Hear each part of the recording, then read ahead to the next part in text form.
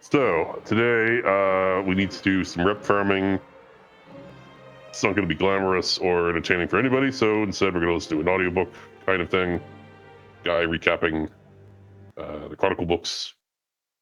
First, though, I need to figure out where the hell you are on questing in this area, Hopey. Okay. Oculus Workshop. Okay, never mind. We're good. All right. Should I start the book? Yeah, we can always interrupt it. You're gonna have to tell me if it's too loud. Oh, okay. Are you ready to tell me? Let's get to this waypoint first. Okay. Because it was loud last time, but it was watching YouTube through another site.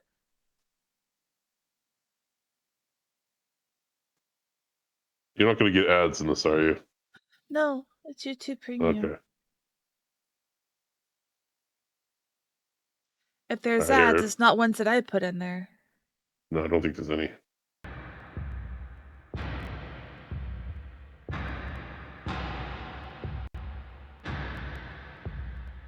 The stars were not born of peace. Oh, it went away. Don't worry about it. Where do we begin? Well, it's possible to dive right into the world of Azeroth and go from there, but I feel that it's more important. I think the volume's okay. Let me check. A bit farther, maybe even to a time when Azeroth wasn't in the spotlight. So why don't we start Poppy. at the very, It is Poppy. very beginning?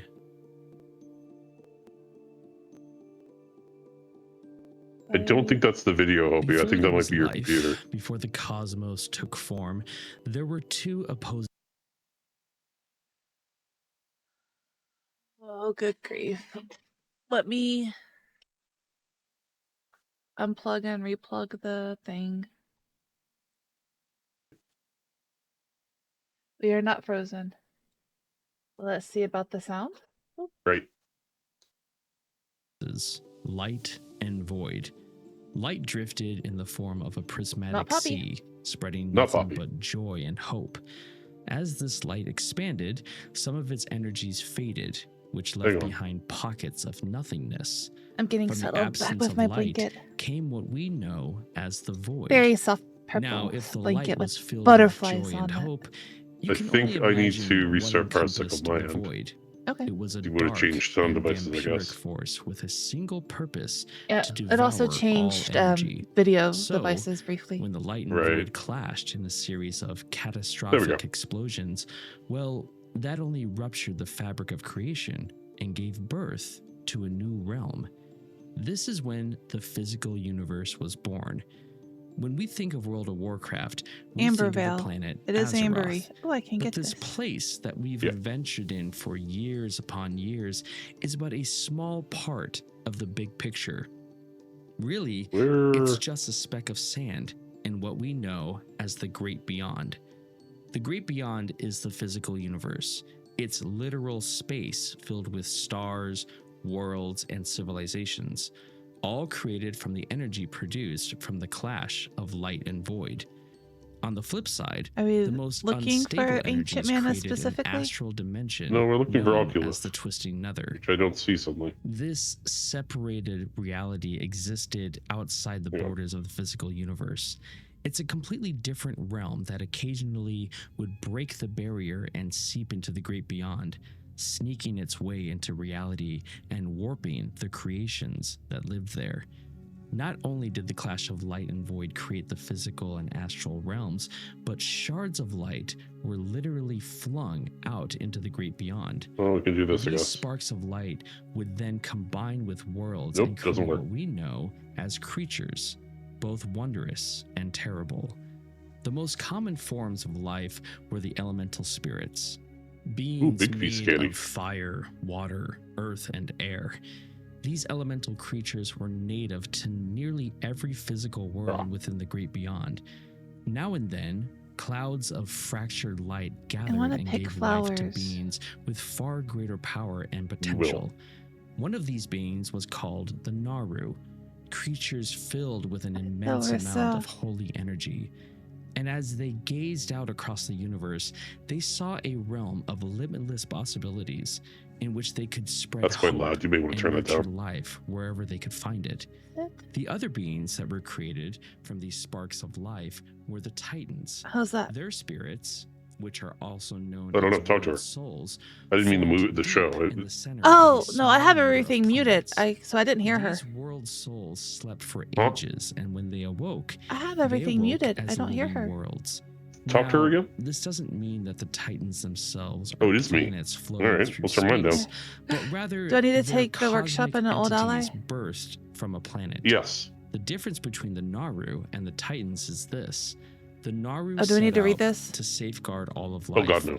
while the Okay. Titans wandered the great beyond. Yeah, I seeking muted for others of their sound and kind. effects. Mhm. So who was the first Titan Or to music, wake I from mean. its slumber? Legend states that it was Amun-Thul, but nobody knows when or why. And what's There's a really reason for sad that. about Amun-Thul is that he was alone. I'm going to do commands time. No other Titan had emerged from their sleep yet. This sparked him to begin exploring the great beyond, searching for other Titans to be woken up. And he did in fact find other worlds that held sleeping Titans inside. Once found, he nurtured the newly found planet and raised the Titan within from their sleep. And those who had woken up devoted themselves to the search for others of their kin. Amun-Thul and his siblings, or rather the other Titans, later became known as the Pantheon. Now, the Pantheon was aligned with order and stability, possessed a natural affinity to the latent magic in the universe. Oh, I heard that. They knew that they were powerful, but they bound themselves to a code of temperance toward any civilization that they encountered. Order was crucial, and they learned that quickly Can you when let it us came go? to finding other sleeping Titans. They followed a certain protocol when dealing Yeah, the with trap. a world that held a sleeping Titan, or rather a world soul. First, they would calm down the elemental population, that being creatures of earth, fire, wind, and water. Then, they would reshape the world, forming mountains, rivers, and seeding a myriad of life forms across the land. In doing this, they hoped to call forth the world's soul and bring it to maturity. But most of the time, the worlds that the Titans so we have to visited pick proved one from inert. here. Even if a world was visited and it didn't contain a world This one. soul at its core, the Pantheon still vowed to maintain and protect it. To help do this, they established primitive life forms to uphold the integrity one. of the world. Breakfast. But as a failsafe, the Pantheon also placed colossal machines on the surface of the planets that they had shaped. These machines could be used in a way so that the Titans could monitor the state of everything happening on that particular world. And should the need arise, purge a world I picked the life fountain. should the evolutionary There's a path library. lead to disorder and Warp lab. chaos. This is when Amun-Thul called upon a mysterious race known as the Constellar. These large humanoid-shaped constellations observed the many worlds that were ordered by the Titans. They stayed vigilant for any sign of change, instability, and decline. Pretty much the downfall of the evolution of life on the planet. And it was the Constellar that would initiate the failsafe procedure to wipe out all life from a world in hopes to reset the evolutionary process. As time passed, the Pantheon found fewer and fewer world souls. They were rare, but that didn't stop them from continuing their search. The Titans knew that the universe was vast beyond measure. Even after epochs or epics, or however you choose to pronounce it, they had only searched a small corner of creation within the great beyond. And while all of this was going on, the Pantheon had no idea what was lurking in the distant reaches of the universe. Oh boy. Now, if you played World of Warcraft for any significant amount of time, then you've heard of something called the Old Gods. I But jumped what's talked and about it did this. are the Void Lords.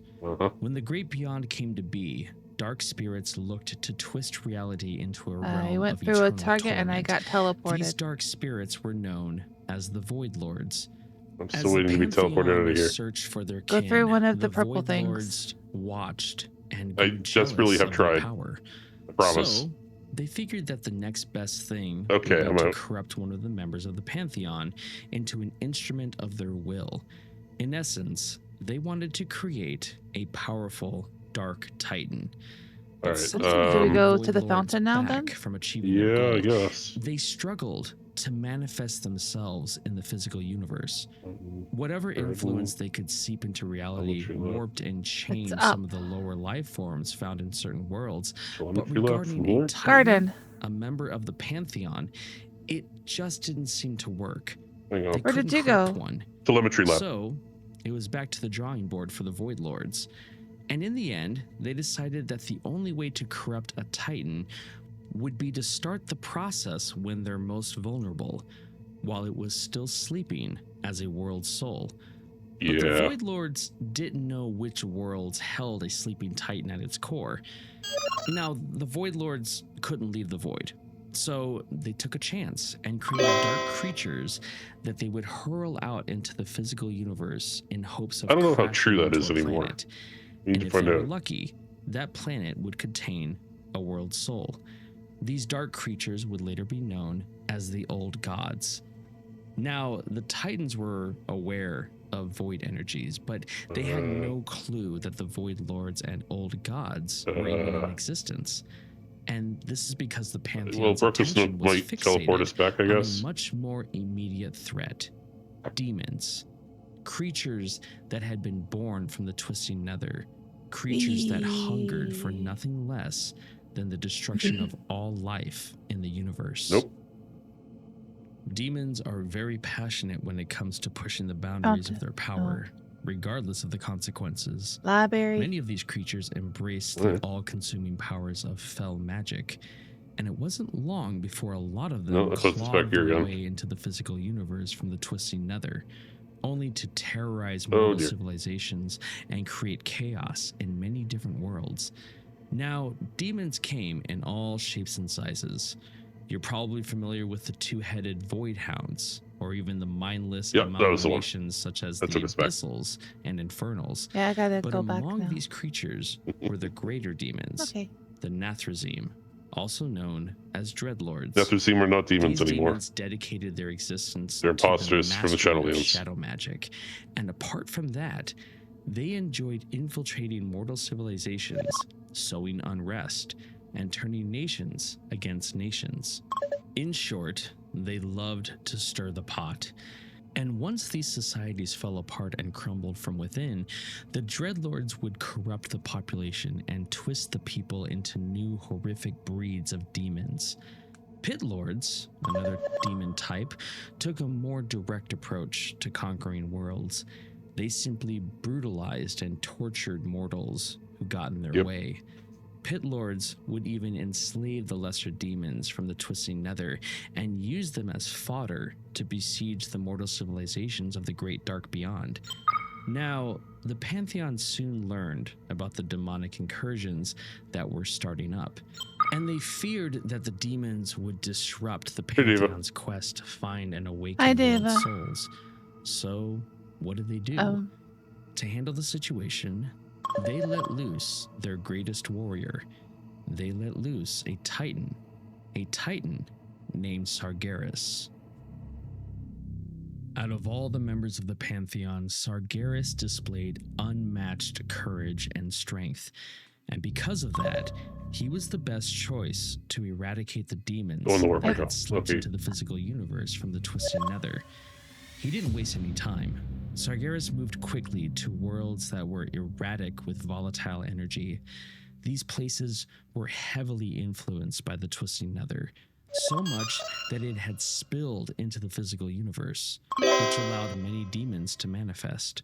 For ages, Sargeras traveled to numerous worlds, fighting to protect the mortal inhabitants from the invading demons.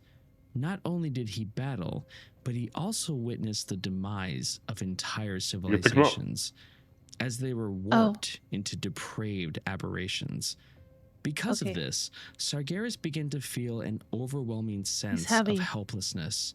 Nevertheless, he defeated his foes, winning victory after victory. And the more he Oh, engaged dark in with here. these demons, the more he realized that they had learned to wield void energies. This led to Sargeras discovering the existence of the Void Lords and how they were spreading corruption throughout the cosmos. This concerned him, and he thought, what were the powers of the Void planning, and what could their existence mean for the universe? While Sargeras continued his I war don't have against any the demons, the Pantheon continued their Huh? progress without I hindrance, gotta feed him. searching for sleeping titans, Ocula. ordering new You have worlds good enough? as they progressed. I don't have any. Seeing life bloom on these planets see. and being We'll get free some. of any demonic presence gave Sargeras a sense of satisfaction. He loved life, and because of that, he so desperately so wanted slow. to confront the Void Lords I and know. undo whatever plan they were It's working awful, on. isn't it? Everything seemed to be going as planned until the demons redoubled their efforts. They began engulfing more worlds in death and destruction. This is when Sargeras realized that he had fought many of these demons before. But how was that possible? Well, So it came enough. as You a need a lot more. surprise that after these demons were defeated in the physical universe, Oh, their do you have this? spirits We returned might as well do to the this while we're twisted here. nether, More quests. only to be reborn in My new favorite. It's bodies. racist. What Sargeras didn't know is that the only way to truly destroy a demon is to kill them while in the twisting nether, or in an area of the Great Dark saturated with the twisting nether's volatile energies. Right. Sargeras knew that his current tactics were not working. Killing demons did nothing. He needed to find a way to contain Well, we them. don't have the Now, the zoomies. Pantheon There we go. was There it concerned, is. so they sent another Titan to help Sargeras out. His name Agrimar. was Agrimar, and he wasn't experienced in battle, but he was a quick learner. Because of this, he earned Sargeras' admiration and became his trusted lieutenant. And for many millennia, they fought side by side as an unstoppable force against the demonic onslaught. After a while, Agrimar could hold his own in battle. This gave time for Sargeras to study the properties of the twisting nether. The He twin hadn't quite swords. figured out the realms of volatile Horrible energies, Tishalak. but he managed to manipulate and shape some of them. With this knowledge, he forged a prison within the twisting nether called Mardoom, Maradou. or also known as the Plane of Banishment. It would act as an impregnable pocket dimension from which nothing could escape. I know, bitch. It's the Now, Demon Hunter reorder demons hall. would no longer be reborn after being defeated. They would simply be contained in this prison for eternity. As Sargeras and Agrimar's campaign continued, the prison became overflowing with demons and their destructive fell energies. After a while, these energies became This race takes so a long great time, that huh? they began tearing through the veil between the twisting nether and the physical universe. The prison began appearing in distant parts of the Great Dark as a burning, verdant star. But overall, their campaign brought peace to the cosmos. Demonic lost my zoomies. incursions would remain as a constant There they threat, are. but over time, they became a rare event. And all the while, the Titans prospered and life flourished. And wouldn't it be nice to say that all was well, and that's how the story ends? But that wouldn't be exciting. From here, Sargeras and Agrimar decided that they could hunt down and contain more of these demonic incursions if they split up. This way, more No, I need more worlds would rocks. be protected if they worked separately, There were some this only way, calling I on think. each other. There if was the one right need around was here. dire. That's all So, on this path. they went their separate ways. This is when Sargeras discovered the full horror of the Void Lord's plans. This one up here. He had been drawn There's to one- a there's very here. remote corner of the Great Beyond, only to find a world And this one up here. consumed by the Void. This would be his first interaction with the old gods, as he found them festering on the world's surface. But this wasn't just any I want world. to pet the fox. Sargeras quickly realized There's one back that here a you can pet. Titan was sleeping within. He heard the world's soul's dreams, which confirmed that this wasn't just an ordinary Oh, planet. this one The respawn? terrifying No. thing is that these good for me. dreams were nightmares, not the pleasant dreams that world souls usually had.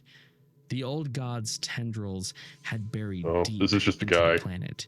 enveloping the slumbering Titan's I mean, spirit I'm going in to feed him shadow. because I have the mana for it. So great was the void on this planet that it drew the attention of many dreadlords who traveled there to bask in the dark power. Sargeras was able to capture and interrogate one. It revealed what it knew about the old gods, the intentions of the Void Lords, and how if the Void succeeded in corrupting the sleeping Titan, it would rise as an unspeakable dark creature. Over here. No power That's in a plant. creation, No, it's not not. even You're the right. Pantheon, would be able to stand against it.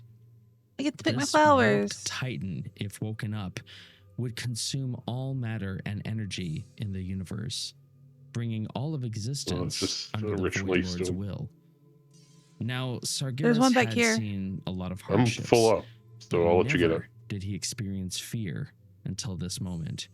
He suddenly realized that while the Pantheon was searching for world souls, so were the Void Lords. With rage and anger, Sargeras killed the Dreadlord with a single blow. I know where there's a rich deposit. Turned his attention Is an axe rare? In front of him. His Kinda. heart ached with sorrow. I mean, I can one shot him. I wouldn't be afraid of him. Only one way to keep the Dark Titan from rising. With a slash of his sword, you get a pet from him. Loot him. he split the world in half. I did loot him. The explosion consumed the old gods and their void energies, but also killed the sleeping Titan within. Sargeras immediately returned to the Pantheon and summoned Agron to his side. He gave a report, and, with no surprise, the members of the Pantheon were stunned. But even more so, they were upset because of Sargeras' actions. They chastised him for killing a Titan. They argued that if they had been called to help, maybe the world's soul could have been purged of its corruption. There was no convincing them that this was the only way. They hired him to kill Void Lords. He killed Void Lords. They got mad. The Pantheon didn't have get mad first-hand for experience somebody with the for Void doing and what you demons hired them to do. like Sargeras and Agramar had. They hadn't seen what they This had whole seen, city must be especially with what Sargeras had experienced with the nearly corrupted world soul. You see the parallel? They argued about how to deal with the Void Lords. Sargeras feared that if the old gods had corrupted one world soul, they might have corrupted many others as well, and that it might be too late to stop them. This is when Sargeras would become the villain that we know him for. He expressed his fear that existence was flawed. This is something that he realized when encountering the old gods, and that only by burning away all of creation could the Titans stand a chance at overthrowing the goals of the Void Lords. In his mind, even a lifeless universe that wasn't is just a tree, it was a whole ass mountain. Void. He thought life had taken came root up out in of the nowhere. Cosmos once before. It's just a video for Perhaps lore stuff in the background. After the physical universe was scoured of corruption, life would take it's root Quaylen. Once again. That's his channel. The Pantheon was horrified. It's Quaylen, Q-U-A-Y. Aonar, the Lifebinder, L-I-N. reminded Sargeras that they had sworn to protect all living things whenever possible. Systemic extinction could never be warranted, no matter the situation. I can't do that Even right now. Agramar I know, stood it wasn't against letting his me while I mentor, was on you. arguing that there must be another way to defeat the Void Lords. He urged Sargeras to abandon his dark plan and reason for another solution. I like it. But I think he's got a decent voice. He had made up his mind. I'm slightly concerned that it might be feeling betrayed, stormed AI, away from the other Titans, vowing that he would what is expel not the Void AI at Lord's this point? corruption himself. This would be the last time that the Pantheon would see him as one of their own. Wake up! This one over here, and then we're probably good. There's also a flower. For ages, the Pantheon continued their search for more world souls. Sadly, they didn't find any. Oh, there's up they here. wondered at times if their search was in vain, but they continued to press forward, yes. knowing in their hearts that more world souls existed. Though they didn't know it, a new world was taking shape in an isolated corner of the Great Dark. Even more so, deep within this world's core, the spirit of a mighty and noble Titan stirred to life. One day, this new world my Titan would waking be up known sound. as Azeroth. While this new Titan formed, elemental spirits roamed the surface. All right, that's probably and enough. over time, they became more erratic and destructive. But why is this? What stirred the elements into a frenzy? 295. Well, because the world's soul was so vast, I don't it have any had drawn Oculus. in and consumed the fifth element, that Yeah. being spirit. Oculus is Without the its guy. presence, Azeroth's elemental Well, spirits he didn't. descended into He chaos. didn't want what I had So, before because I what tried to feed remained him was and it wasn't earth, letting me.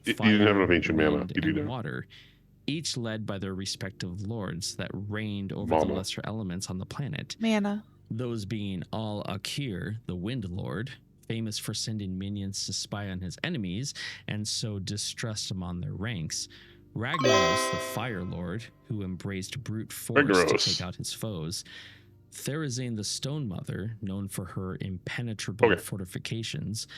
And Neptulon, the Tide Hunter, who raised tidal waves to combat his opposition.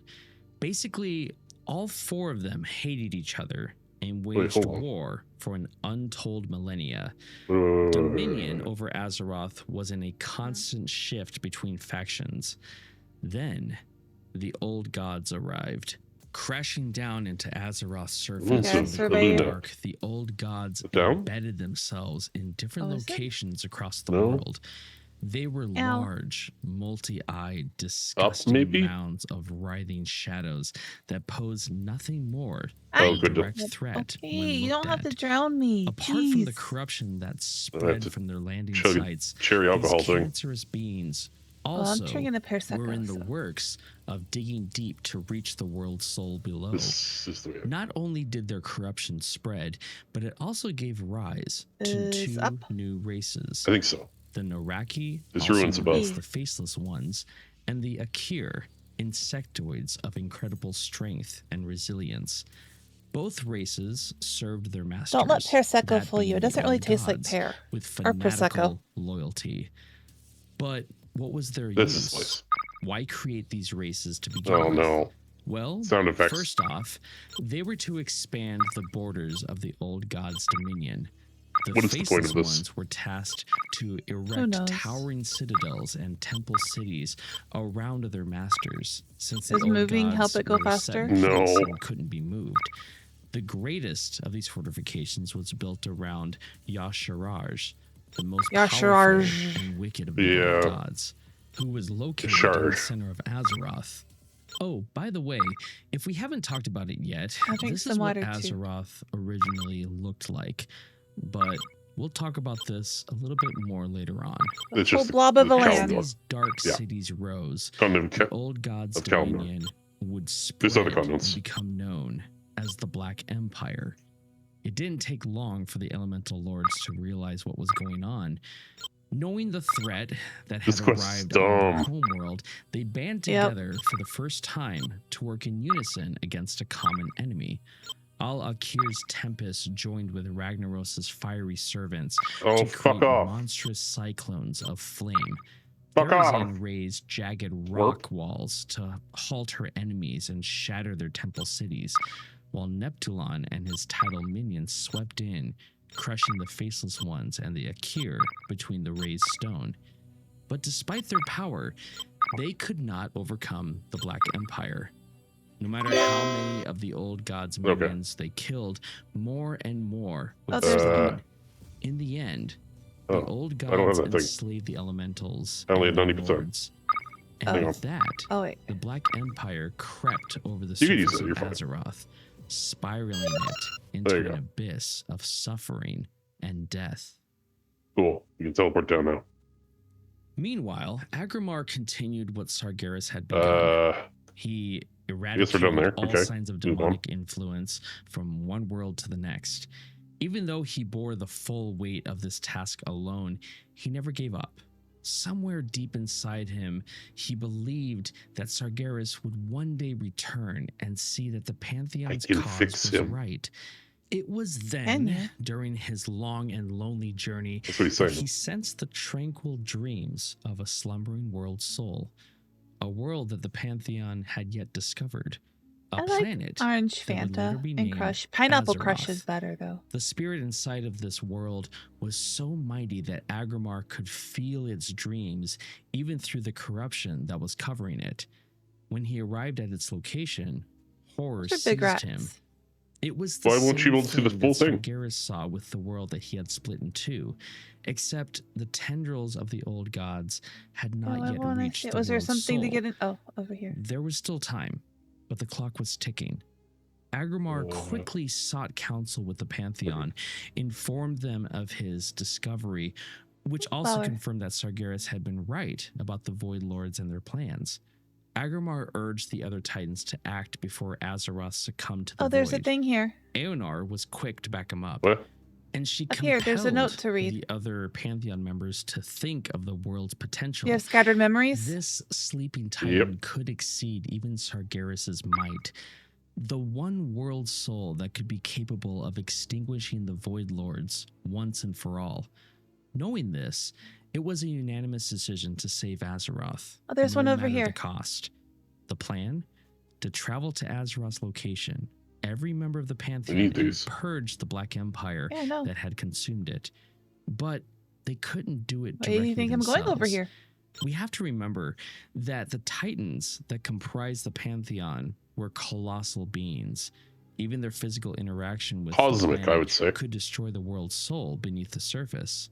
So, Agrimar proposed that they create mighty constructs to act in their place. There's a rare over here, Under the guidance of the forger Khaz'goroth, one of the members of the Pantheon, they crafted an army of enormous servants from the crust of Azeroth itself. These new races would be known as the Aesir and the Vanir. The Aesir were made from metal and could command the powers of storms. The Vanir were formed from stone and could control portions of the earth. There's a big thing back here. Together, manage him. They would be known as the Titan Forged. A few of these raised servants were there's notes over here. To lead the I think rest of the there's Titan sparklies. Forged. I can't tell what it is. These were the Keepers, which I'm sure you've big heard sparklies. of before. Oh, yeah, notes. Though they would develop their own personalities over time, they would forever bear the mark and abilities of their makers. There's also flowers for me to pick. Gifted some of his abilities to High Keeper Ra and Keeper Odin. Khaz'goroth bestowed his mastery over the earth and forging to Keeper Arcadus. Golganeth granted Keepers Thorm and Hodir command over the storms and skies. Eonar gave Keeper Freya control over Azeroth's flora and fauna. And lastly, Agrimar imparted his strength and courage to Keeper Tyr, who became the greatest warrior of the Titan Forged. Now the Pantheon was ready. War was at their doorstep. The time to shatter the Black Empire and free Azeroth from its corruption had come. There's one way over there. They're probably everywhere. I know, but I can see it. You're kind of going towards audio. The broken and the mangled bodies of Titan Forged and Aquaria riddled the landscape. War. Yes. The old God War. Azeroth was no stranger to it. The elements had been at each other's throats for who knows how long. Then the old gods challenged their reign. And now the Titan Forged looked to enforce their dominion. Where are you? They slammed into the Black Empire's northernmost holdings. You have one more than me, but I don't know how you did that. Completely off guard. But that didn't mean that the thought we got all of the ones easy. at the same time. In order to reassert their dominance, the old gods called upon their greatest lieutenants, the Elemental Lords. And it worked. They engaged the Titan Forged, forcing the Keepers to divide and conquer their enemies. So they split their forces, dispatching each group to fight a specific Elemental Lord. Tyr and Odin volunteered to confront the most destructive elemental lieutenants. You had a rat running after you. The Fire Lord. I'm not surprised. This battle didn't end quickly. In fact, it drew out for weeks, engulfing the land in fire and magma. But the Keeper's resilient metal forms protected them from Ragnaros' fiery barrage. Well, I just need one more. Tyr and Odin pushed Ragnaros back into his volcanic lair in the east. Anymore. A land of boiling acid and skies consumed with ash, thus defeating the Fire Lord. Meanwhile, Arcadus and Freya engaged with Therazane the Stone Mother. In order to protect herself and her minions, she's the one with the big old titties. Retreated into the towering stone spire that she called fertility home. Goddess. But This He wasn't doesn't enough. have a picture of her. Arcadus used his dominion No, over the that's for the earth best. to weaken the Citadel's I don't know where foundations this is. and shatter the giants who guarded it. Freya conjured Down colossal here. roots from the ground to entangle the fortress. I think I see him. Worming through the stone Let's and see another crystal, rare. the Citadel walls Or buckled, at the vial. bringing He's them dead. down on Therazane's head. In another location, Ra, Thorim, and Hodir fought Al-Akir, the Wind Lord. Using their mastery over the skies and storms, they forced the Elemental Lord back to his lair, located among the highest peaks of Azeroth. Lightning set the Here's skies one. aflame as Al-Akir struggled to hold off his foes. Finally. Turning his own powers against him, the three keepers defeated Al-Akir at the top of his domain. And lastly, Neptulon the Tidehunter and his minions rushed to aid the other elemental lords, but were intercepted by Loken and Mimiron. Outmaneuvering Neptulon's forces, Loken moved to unleash his arcane powers to freeze and shatter the water elemental's form, while Mimiron crafted enchanted bonds to imprison Neptulon himself. And thus, the elemental lords were defeated. But the keepers knew that they could not utterly destroy them, because they were bound to Azeroth itself. If they were killed, their forms would simply manifest I want again in this time. flare. But Ra found I'm a sure I can get it solution. somewhere. Imprisoning the elementals, similar to what Sargeras Oh did no, to the I demons on wanted Mardoon, to gather it. seemed to be the I see. plan. With Helia's I help, think I have blue they were roses. able to create 4 interlinked domains within a pocket dimension known as the Elemental Plane. With that established, Ra and I need to Helia buy a new banished the mouse soon. This Elemental one's Lords right click and is nearly wearing out. all of the servants to this new prison realm. It's weird that the Ragnaros and right click Fire is wearing Elementals out were because you're exiled supposed to a to use the place known left as click the more. Firelands. I hold down right click to Therazane run and the in Earth certain games. Elementals were contained I do within the too. caverns of Deepholm. Al-Akir and the Air Elementals were imprisoned among the cloudy spires of the Skywall. And I probably should lastly, clean it out. Neptulon and the Water Elementals were sucked into the fathomless depths of the Abyssal Maw. With their leaders We were gone, supposed to get an Abyssal the Maw very raid and we few never did. remaining elementals that avoided the elemental plane roamed Azeroth's surface. In the end, these beings scattered and abandoned the war. Now that the elementals were no longer a threat, the keepers turned their attention to the Black Empire's Akiri legions.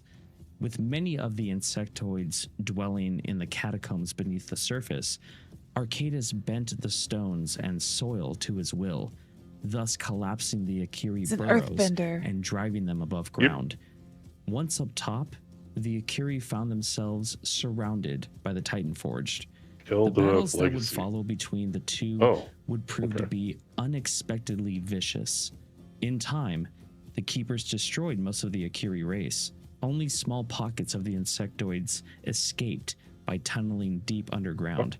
There would be no counterattack.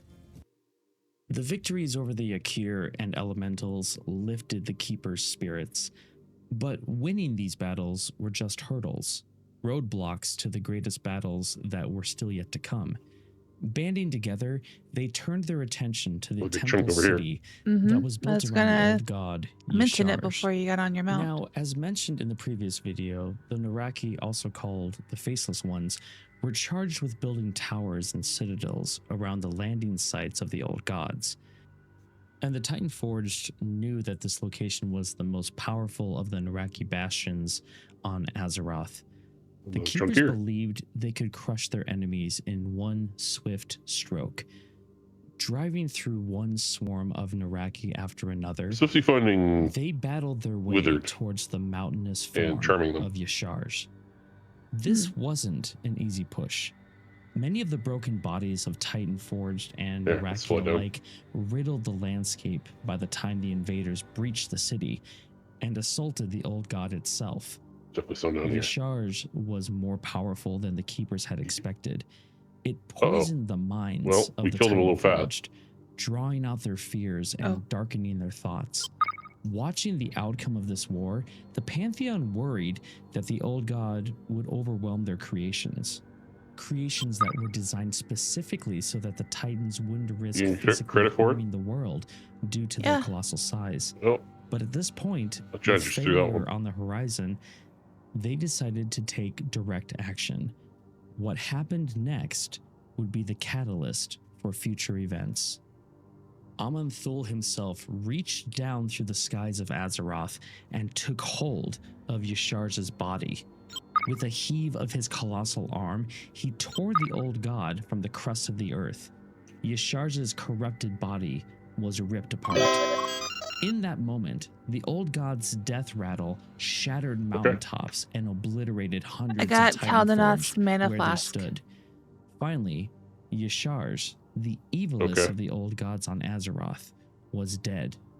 As victorious as this It increases was, the maximum amount of consequences ancient mana I can Aman'Thul's carry by actions 100. were about to Oh, be that's good. You use realized. that when you're on the ground. Yashar's tendrils had dug deeper into Azeroth's surface than the Titans had realized. I think we're going to learn In a lot about this in excising the old Midnight. god, Aman'Thul had ripped an eternal wound in Azeroth's surface.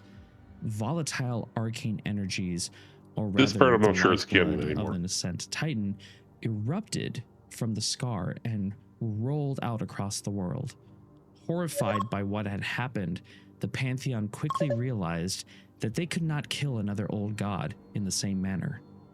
If Yashar's had buried itself that deep into the world, it's possible that the other malignant creatures had done the same.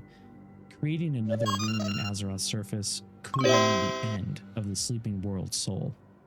The Pantheon knew that the only course of action was to imprison the old gods, where they lay, containing their evil forever.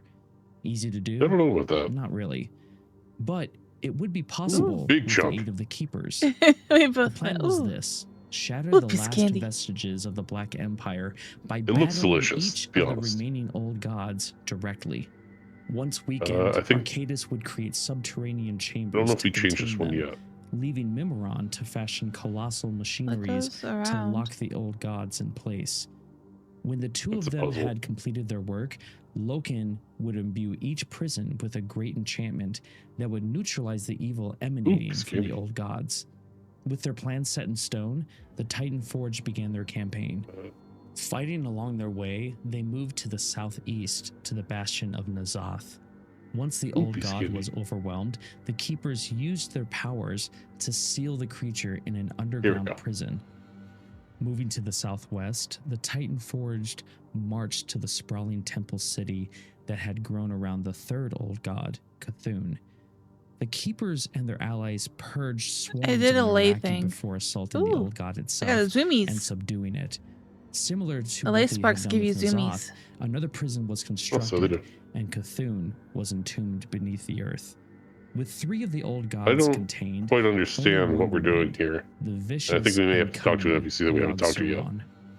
Yes. Even with the why it experience the wasn't working. Titan Forge had now gained, this would prove to be Durr. no easy task. As they closed in on Yogg-Saron's northern stronghold, the old god unleashed piece of the candy. greatest of its generals, the Cathraxi. The Cathraxi were monstrous warbringers, larger and more resilient than other Naraki. Apart from their strength and brutal intellect, their dark powers could drive even the Titan Forge to madness.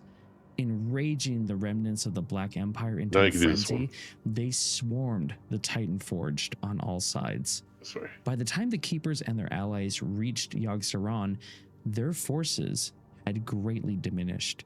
It didn't take long to realize that they didn't have the numbers to defeat the old god. Not only did they lack the strength, their encounter with Yogg-Saron meant certain death. And they would have died had it not been for the heroic efforts What are you doing? of Odin. Although scarred What am I and supposed to battered do? by war, You gotta Odin light up all the different summoned his sigils. waning strength and inspired the Titan Forged to launch a counterattack. You have to have two beams on them at a Loki weaved a time. grand illusion spell that forced the Cathraxi to see themselves and even These are Yogg-Saron sparkling, but as the enemy. As the Black Empire's forces directed their attention toward each other, Odin took the opportunity and cut down his confused foes. The other Titan Forged followed his lead, and together they succeeded in pacifying Yogg-Saron, just like they had done with Cthulhu and Nazoth. The Keepers buried Yogg-Saron beneath the earth, locking it away in a monolithic enchanted prison. I think we're missing something. We're gonna look. For the very Yeah, we first don't time have in everything lit Azeroth's up yet. history, peace settled over the world. all 4 of the elemental lords had been banished to another plane of existence. The Black Empire Because if we had turn been this one, then purged, the and other with one turns that, off. the old gods had been muted. Against all odds, Azeroth had been saved, but now there was work to be done, and the most pressing matter on the that was table it. was the scar left behind when Aman'Thul ripped Yasharj from the world's surface. Yasharj. It wasn't just a hole in the ground. This world scar became a constant stream of volatile arcane energy. I don't know that that's bleeding canon and anymore. lashing out across I the world. Don't If know left what to do unattended, here. the energies would consume Azeroth over time. You gotta The just kind of keepers toggle worked between day these and until you get night, 2 of them crafting lit up magic at the same wards time. around the gaping I had wound 2 lit to up. contain the Or escaping 2 lifeblood. lighting up 1. In time, the energies settled Oh, into I had that. balance, and all that remained You need of to the click world it when it's scar like that. was an immense lake of scintillating energy. The body of water would be named by the keepers as the Well of Eternity. Thereafter, the Yeah, I don't power know of that's this canon fount anymore. would be infused in the alien world, helping life to take a root and bloom across the globe. Now with the wound healed, the keepers turned their attention to the sleeping world soul of the planet. What's going on here? Arcadis and Mimiron joined their powers to craft 2 machines, the Oh, yeah, Forge there's this of guy over Wills here. and the Forge of Origination. Both would work together to infuse Azeroth's slumbering spirit with cosmic energies. The Ah, Forge of Wills would be located in the northern reaches of the world, and it would shape the world's soul, merging development of feelings and sensations. The Forge of Origination would be installed in the southern area of Azeroth and would regulate the rhythms of the deep earth, fortifying the world's soul's form. Once these 2 machines were constructed, We got 1 Odin charge. Do we have to oversaw the charge them all? installment of the Forge Yeah. of Wills in an area we know as Storm Peaks. sure do. Now we need to talk a little bit about Odin here. Because of his valorous deeds in the war against the Black Empire, the Pantheon appointed him Prime Designate. With that, it was his duty to watch over Yogg-Saron's prison and maintain the Forge of Wills.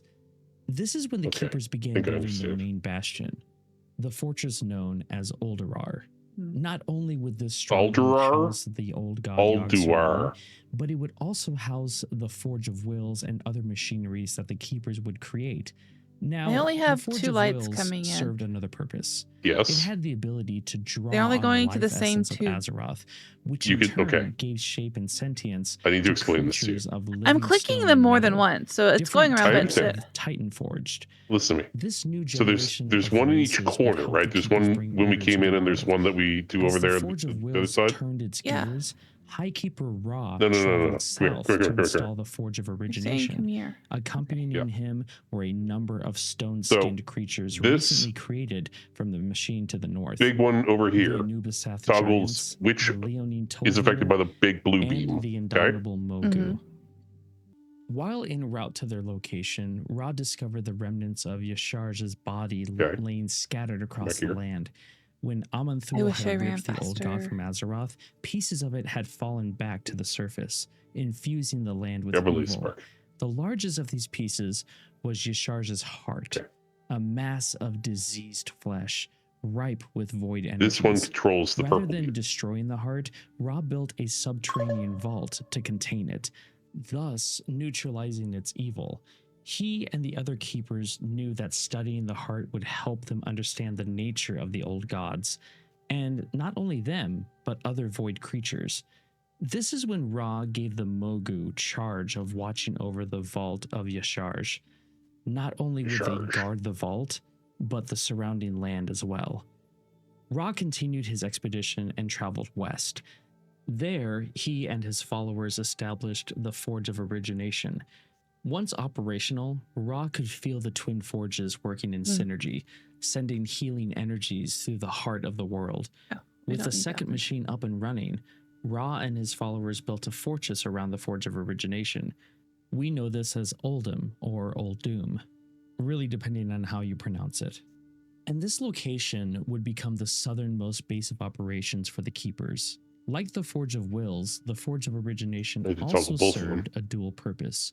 In the event that Azeroth's flora and fauna succumbed to corruption, the energies stored inside the Great Machine could be unleashed to eradicate all life on the world, allowing it to start anew.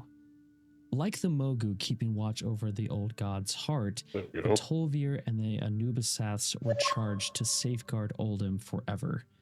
From here, Ra and the rest of his servants marched Nearly, northwest Spark. into a I need land you. later known as Silithus. Thank you for the This zoomies. arid region was home to the subterranean prison that housed the old god Cthulhu. I don't think that's much of Expanding a on the prison. prison was the next goal. And in the end, Ra and his allies constructed the mighty fortress of Anchorage. Once completed, Anchorage, Ra ordered the Alaska. remaining Titan Forge to safeguard the newly built stronghold. Seeing his work This one completed, is- Ra would spend the following ages going roaming there. the southern regions of Azeroth, observing from afar his Titan Forged and And there. ensuring I that don't they need you upheld going their there sacred and there. charge to guard I the got it. newly built citadels. It doesn't count for both of us. No, it doesn't. Now that the machines So were I up s- and running, I just the turned keepers the blue adjusted one, their focus and it's into not in the right reshaping the spot. surface of the world. To do this, and apart from gifted artifacts from the pantheon called the It wasn't Pillars in the of right spot Creation, before. they called on the new generation of servants created from the Forge of Wills. The craggy earthen would focus on crafting mountains and carving out the deep I figured places it of out the what this guy world. sounds like. The clockwork mechanomes, appropriately He sounds like a designed true by crime Limron, podcast. would help build I and don't maintain listen to the those. keeper's extraordinary This is what they sound machineries. like. The stone-skinned Okay. Mogu Was would be in found charge of in a digging out dumpster the with one myriad shoe of missing. rivers and waterways of Azeroth. The task of safeguarding the keeper's holdings, or rather things of importance, fell to the iron-skinned Vrykul Okay. and the chiseled Tolvir. In order to shape the environment, the keepers conscripted the powerful stone and sea giants. They would roam Azeroth, lifting towering I need a mountain pet ranges lace bark. and dredging out the fathomless seas. As the Titan Forge did their work, Freya set out to populate the world with organic life. In order to achieve this goal, she crafted the Emerald Dream, an ever-shifting dimension of spirits and nature magic. Some say that Freya wove the Emerald Dream into being from nothing, while others claim We'll learn a that lot it was about her dream next born expansion. from Azeroth's world soul. It was a mirror image of Azeroth, which helped regulate the evolutionary path of the world's flora and fauna. Spirits and strange beings populated the dream, and paradise was their home. The Emerald Dream defied mortal perceptions of reality. Right, Time, Teen 4. distance, these concepts were nothing compared to the life outside this realm. A single day on the physical world could feel like decades in the dream. Freya wandered the world, searching for areas where the Oh, Wind of if people don't know what we're Eternity's doing, energies had I'm getting gathered. the Nightfall These and areas reputation up. created optimal conditions for the development of new flora and fauna, and she molded life in all its diversity. The most noticeable sites where she did her work are at the polar extremes of the world, regions that would later become known as Ungoro Crater, Sholazar Basin, and the Vale of Eternal Blossoms. Playgrounds of the Out of Titans. Freya's creations, the greatest creatures to emerge were known as the Wild Gods. Among the greatest of the Wild Gods were Malorn, the Honorable White Stag, Asina, the Mother Wisp, Agamaggon the Razor Boar, Aviana, the Mistress of Birds, Ursak and Ursul, the Colossal Bear Lords, Tortola, the Wise, Goldrin, the Great Wolf, Chi-Ji, the Red Crane, Use. Nuzao, the Black Ox, Zwen, the White Tiger, Hopey, and Toulon, What? the you have to Jade pick up a mask and Serpent. use it. These majestic Well, I creatures thought I would did, be as and then close because the to thing was Freya sparkly, as if they were and her own then children. You have to use it. it was- They would wander the physical world at her side, There you go. blooming vibrant forests and grasslands with every footstep. But out of all the places they traveled, the most frequent location that they visited Oh, was you a gotta go talk to these massive guys. forested peak called Mount Hyjal. It was here that Freya bound the spirits of the wild gods to the Emerald Dream. They would come to symbolize the health and vitality of Azeroth itself. From here on, Hyjal would remain a refuge and sacred place to the wild gods. Not only did creatures come from Freya, but other creatures had emerged from Azeroth's elemental Got past. goddamn When hologram the keepers sealed costumes. off the elemental plane, some Cool as hell. stragglers had escaped banishment. Their fury over time had calmed, and they became creatures of flesh and blood. It was from these former elementals that some forms of wildlife, such as the proto-dragons, came to be. In time, Azeroth's main If you watch Cho for the land ones that mass was start stabilized, swirlies around them, and as they will twilight notice you. fell, the Titan Forge looked over the land they had shaped, So I've just demonstrated. giving it the name Okay. Kalimdor, Thank you for meaning demonstrating. Land of Eternal Starlight. I mean, we can one-shot them, but The Pantheon was pleased with the Keeper's work and felt assured that the world's I'm soul out of the was in good bounds. hands, which meant that they prepared to venture back into the Oh, Great there's Dark one. in order to search thought I just for talked more to you. sleeping Titans, because There's a rare. Azeroth was proof that there were more we out don't there fuck to up the rare. rare. find. Yeah. The Keepers mourned the departure of their makers, but also I felt a talked to him. sense of pride at being given You the honor killed him. of safeguarding the newly You give me shaped world. 75 ancient mana. To commemorate the Pantheon's departure, You killed him Loken without and me. Numeron crafted a Yeah. set of enchanted artifacts called the Still did. Dis of Norgannon. These would transcribe the I've heard history of Norgannon. Azeroth I've heard as it Norgannon. unfolded over time. I'm not sure how If it's the said. Pantheon ever returned, they would have a full record of what had come to pass I'm missing in one. their absence. There he is. Before leaving, I Amanthul need commissioned the to- Constellar Algalon the There's Observer somebody up to here serve dressed up as like the Alakir. world's celestial guardian. The world's soul was still corruptible, and the Titans could not ignore that fact. Should it Well, ever you know what? happen, Algalon would activate the Forge of Twice fortified Origination, Arcwine. purging the world of life one and ready? any corruption that was present. And with that, the Pantheon disappeared into the stars. The Titans had done everything they could to heal Azeroth and assure the world's soul's growth to maturity. Now, they had to wait and hope that the world's soul would one day awaken. Now, if you don't mind me stepping away from the narrative for a second and say do that mind. this next Mind a lot. section is by far, for me at least, the scariest thing in the Warcraft universe, Galakrond. Ages after Yeah. the Pantheon left, I'll give you many that. life forms flourished across the surface of the world. Out of all of them, the most savage and cunning were the proto-dragons, who dwelled in the frozen north of Kalimdor. I'm try and Not deal with my every mouse real quick proto-dragon while I wait was for you the to run same. over. Some were gigantic winged beings of incredible fortitude. Others, their spirits tied to the world itself. Even some had tapped into the elemental energies. But there was one proto-dragon whose power overshadowed the rest of his kind. His name was Galakrond. He was the That helps. largest It did proto-dragon help. to ever soar the skies. So big Helped immensely. that the beating of his wings could flatten entire forests. Not only was he strong, but he was a skilled hunter. And he devoured everything in sight. His body swelled to an even greater size, yet nothing could ever sate his cravings. This is where it starts to Okay. get real dark. So terrible Okay, was did his take it. hunger that Galakrond began feasting on other proto-dragons. Not just the living, but also the corpses of the dead. Devouring fallen proto-dragons warped Galakrond's mind and body with necrotic We sure you have to affliction. kill her. Limbs and dozens of eyes sprouted across his gigantic form. Even death energies wafted off of Galakrond's hide, reanimating dead matter, raising them from the dead as mindless abominations. The ranks of Galakrond's minions expanded. I don't think you brought And yours they with you, did you? terrorized the skies over Kalimdor, I thought I leaving did. I the other clicked on it again. proto-dragons failing to unite due And to it's- long-standing rivalries. Now, we have to remember That's that fine. the Keepers were still around. It says and delivered. we the counted. mightiest of them Sure. all No, I gotta was do it the again. first to Well, I notice gotta do the this part. danger that Galakrond Yeah, we went imposed. to do this part. Even after warning the Well, other I had to These click Keepers, on are- her again. he couldn't motivate them to act. Gonna drain the Even disguise though off they her. were all tasked to protect the world, the war with the old gods and the ordering of Azeroth had drained them of their collective strength and willpower. Anathere. They had Okay, we'll become just fly there. indifferent to the world at large, focusing on maintaining their vaults and arcane machineries. But this didn't stop Tyr.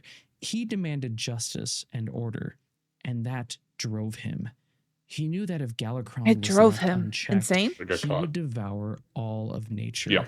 and spread his affliction to the far corners of Azeroth. So, it was clear to the Keeper, Galakrond and his minions needed to be destroyed. But how? What was the solution to this? Tyr's answer would be found with 5 of the greatest and most intelligent proto-dragons in existence, Okay. namely Alexstrasza, Neltharion, I guess we go back now. Malygos, Ysera, and Norsdormu. Each creature hailing from different Can this guy strains while fucking talk? displaying unique powers. No. Even the 2 sisters, Alexstrasza and Ysera, Alex had their own Strasza. separate abilities. Alexstrasza could summon fire from her maw. Neltharion one's possessed not so incredible wrong. strength, and his piercing roar could shatter bone and rock alike. Malygos could breathe frost and encase his foes in solid ice. Norsdormu could assail his enemies with blinding storms of coarse sand, and Ysera's breath could debilitate her enemies, Sarah. sapping their willpower and throwing them into a deep trance. Tyr beseeched the 5 proto-dragons for aid in taking Galakrond She had a down. quest. Does she have a quest Suspicious for of the you? Keeper at first, they soon agreed to fight by his side. Yes. Under Tyr's guidance, I have to the turn 5 on my show proto-dragons battled mini Galakrond quests. and his Hang on. minions. Leyline Fighting feed raged over examine. the snowy peaks of There we go. northern Kalimdor. At Huh? first, every think it's attack down. made against the giant proto-dragon were deflected by his hide. Stuff Even down Tyr fought alongside the Chosen 5. At one point, Galakrond bit off Tyr's iron hand, suffusing him with necrotic energy. it We might have to wait actually be for up. her to Tyr get down? survived, his wound Yeah, would possibly. never truly heal. And many years later, he Yeah, would she's coming down. replace his lost Yep, hand she's right here with for me. one forged of pure What's that? silver. This silver hand came to symbolize his belief that only through personal sacrifice could one achieve lasting justice. And this would be the icon for the Knights of the Silver Hand. But I digress. Soon, the 5 I'm a paladin of the proto-dragons Silver found Hand. Galakrond's weaknesses. They assaulted his eyes and his soft yet vulnerable gullet. Using their powers and trusting each other, they vanquished Azeroth's She new clickable for you? #1 threat. Not yet. She Galakrond's was lifeless talking. body plummeted to the She's ground, still Very talky. talking. smashing into the frozen tundra that would later be known as Dragonblight. Today, we can still see the bones of this monster, laying in silence after years of so much noise and mischief. Get away from Despite me. all odds, the 5 proto-dragons had won, but only so by working together. It was a lesson they would Okay. not soon forget. Oh, she has a quest. Alexstrasza and the others would Yep. carry on this ideal of unity and cooperation Be this guy. for ages to come. While Tyr and the chosen proto-dragons were having it out with Galakrond, the other titans emerged from their stupor. Problem was, they Oh, were this- a bit too late and realized how big of a threat Galakrond really was. Feeling ashamed for not helping, they still felt grateful to Tyr for having taken action. And you think that Tyr would have chastised them, but he didn't. Instead, he convinced them to imbue the 5 proto-dragons with powers. That way, they could become another safeguard for Azeroth. The only one who was hesitant about this was Odin. He didn't Wasn't agree hesitant, he was that they should have refused to do Azeroth's it. fate placed upon Blew their himself into shoulders, space. regardless of Mhm. their heroic efforts against Galakrond. Odin saw these proto-dragons as primitive life forms and we're supposed believed to collect that these. only the mighty Titan Oh. Forged could be trusted to protect the world. As Prime Designate, Odin argued that he had the final decision on how to proceed, but he was outnumbered. The rest of the Keepers believed that through bravery and self-sacrifice, the proto-dragons had earned the right to act as Azeroth's guardians. In the end, they blew off Odin's continued protests and moved forward with their plans. The Keepers journeyed to the resting place of Galakrond. Even Ra made his way up north from the lower regions of the land. Once there, the Keepers channeled their powers that were granted to them from the Pantheon into the 5 proto-dragons. Ra channeled his powers from Amon'Thul into Norsdormu, granting him Norse. mastery of time, and thus becoming known as the Timeless One. Freya imbued the energies of Aeonar into Alexstrasza, becoming known thereafter as the Lifebinder, devoting everything that she was to the stewardship of the living world. And having proved her courage in the battles against They're Galakrond, going crazy. she was crowned the Dragon Queen and given command over her kind. Freya also besieged Aeonar to bless Ysera with nature's influence. She was charged with keeping watch over the wilds of Azeroth from within the Emerald Arkandor Dream. tree. Bound to this eternal realm, she descended into an endless trance and became known as the Dreamer. On the flip side of all that was calm and peaceful, Loken called on his creator, Norgannon, to endow Malygos with incredible arcane powers. Henceforth, he would be known as the Spellweaver, and the limitless realms of magic would be his to share, explore, and protect. Bye. Lastly, Arcadis requested from his creator, Khazgoroth, to bestow a bit of his power onto Neltharion. He would be later known as the Earth Warder, and would be given charge over the mountains and deep caverns of the earth. For many long years after, Alexstrasza would deem him as her greatest friend and confidant. With these new powers came a new appearance. To explore Lord Moonshade Dornrew's Sanctum. hide took on a bronze hue like a sea of shimmering golden sand. How's your rep going? Alexstrasza's scales turned a deep shade of red.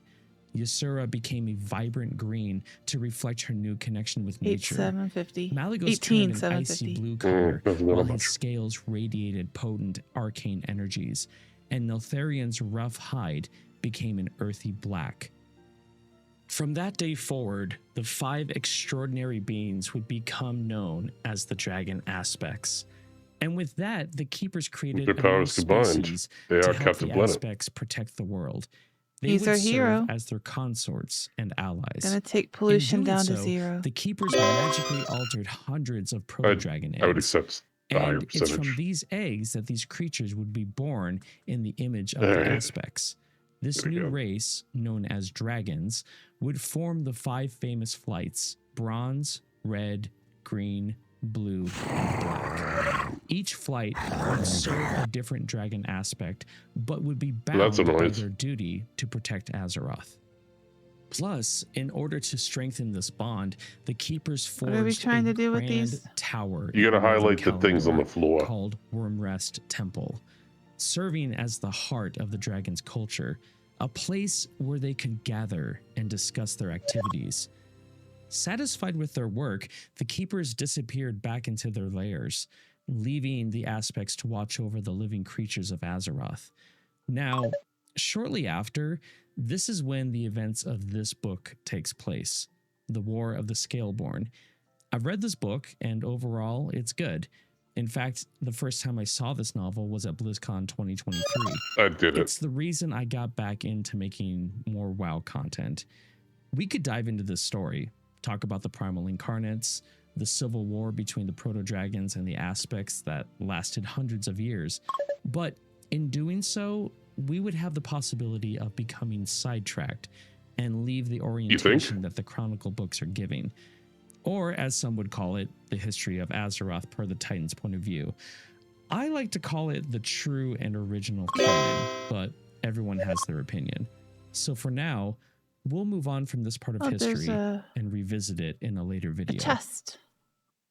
While the Aspects were being given their powers to become the phased, by the way. Aspects, Odin stayed back in Ulduar, Where are you going? fuming with anger There was that a his chest. I allies think it might be acted further against his down. wishes. He believed with all his heart that the Aspects would fail in their charge to safeguard the world.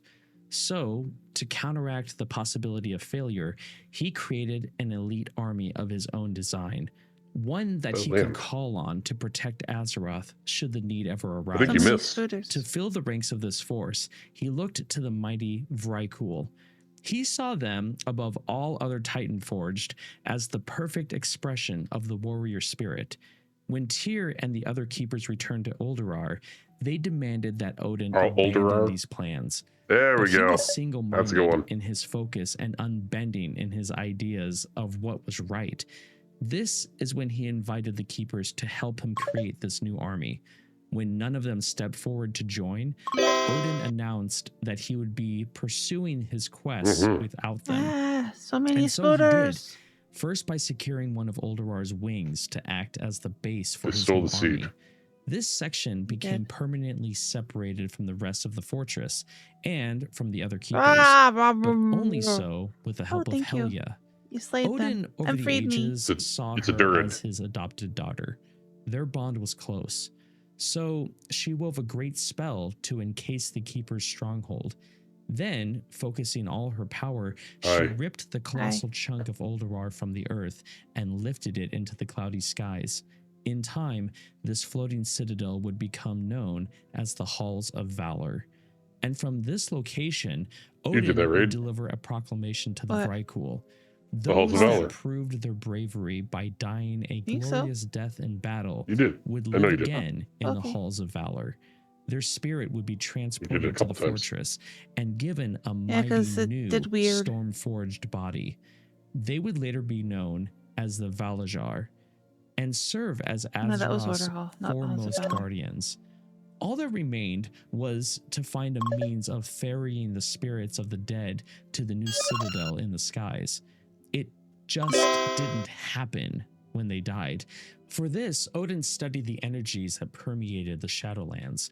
This knowledge that he gained would Also allow made a him trade to with the jailer. transform some of the Vrykul into spectral beings known as the Valkyr. These wraith-like servants would travel between the Shadowlands and the physical world and guide the souls of worthy Vrykul to the Halls of Valor. The sad part is that these Valkyr would be cursed to live as phantoms for all eternity. No Vrykul ever volunteered to become a Valkyr. And because of this, Odin created these servants by force. Helia reprimanded him for turning some of the Titan Forged into slaves against their will. The argument between the two almost turned to blows. So she threatened him, telling Odin that she would return the Halls of Valor to Ulduar if he didn't change his mind. Learn to say Clearly, it. this was a Christ. threat to him. Not only him, but he saw her disobedience as a threat to his plans and the future safety of Azeroth. Odin struck Helia, shattering her physical form and twisted her spirit into the first of the Valkyr. It's said that her howls of pain rumbled across the surface of Azeroth and pierced into the very heart of the Shadowlands. This transformation would forever darken People say a lot Helia, of shit, though. but her torment was not finished. Even though she hated Odin for what he had done to her, she found herself compelled to You get back obey there? his will. More so, No, she set where'd out to you go? There you transform are. unwilling Vrykul into the cursed You Valkyr. kill this lady. And for ages, Helia Okay. and her fellow Valkyr transported heroic Vrykul to the Halls of Valor. Over time, the citadel filled with the Valajar. Odin had no remorse for breaking from the Keepers, or even for transforming Helia into what she became. In Odin's It's mind, the right area? everything No, it's he over had here. done was for the safety of Azeroth Mhm. and the honor of the great Where? Pantheon. Speaking of which, Must be a regarding the thing. Pantheon, It's over deep here. in the distant Okay. reaches of the Great Dark, It's a up. crusade was beginning. Many One ups. that No. would purge the existence of life No. and fire. Just over here. Azeroth would know it as the Burning Crusade.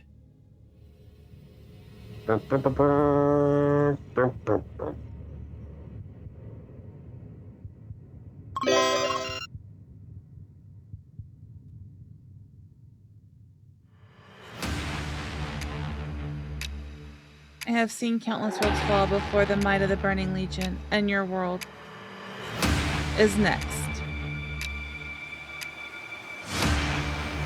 Very Kill nearly. Jaden. That's the biggest turn-in quest icon I've ever seen. That is pretty large, yes. Chungus. The Burning Crusade. We've heard its name or title before, but what was it? Or rather, what is it? A mechanical To know flower. that, Not we the need to Burning understand Crusade. This. What exactly happened Not mechanical, to a just the Titan seed. named Sargeras? Seed cage. Yeah. We'll talk to him a bunch. The Pantheon left Azeroth in hands of the Keepers. You gotta and hit continued their Exalted, and then journey you can talk into to him the great again. Beyond in search for You more can find other ways to get it. souls. Right.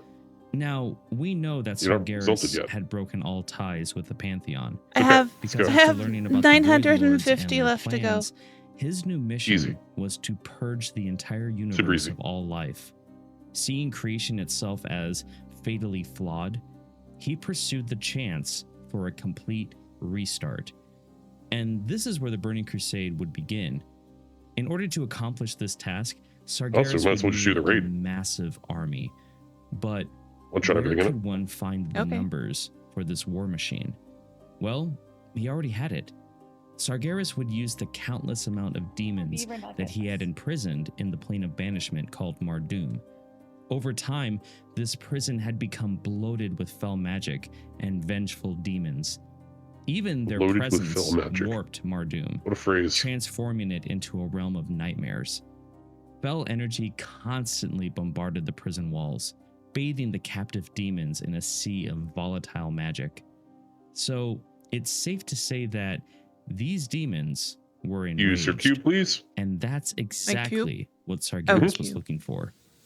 He tore the prison asunder, spilling the wrathful denizens into the great dark beyond. But by doing this, Never remember how to get burst around of in this fell area. magic accompanied his actions, much more violent than the soon-to-be corrupted Titan had imagined. Fell energies supposed enveloped to be an elevator. Sargeras, surging through his veins and searing his soul. Oh, His eyes I burst fucking in missed it. Hang on. gouts of emerald fire. Fell volcanoes Took the wrong elevator. ignited across his once noble form, There's a lot of stairs. splitting his skin apart and revealing an endless furnace of blistering hate. But despite these changes, his This area? mind remained focused on his here? all-consuming purpose: to prevent Yeah. the Void Lords from possessing creation. And in order to do that, he felt that life had to be extinguished. Shattering Mardum not only let loose the demons that he had himself imprisoned there, but it also ruptured the boundary between the great beyond and the twisting nether. This would be in the form of a celestial maw, a scar on creation, limbed in a Where's the storm of entrance? emerald fire. It would Down remain here. as proof of Sargeras' madness for all eternity. Demons of every shape poured into the physical universe from this rift, while Sargeras imbued the masses with his power, uniting them as one in an inferno of fell magic.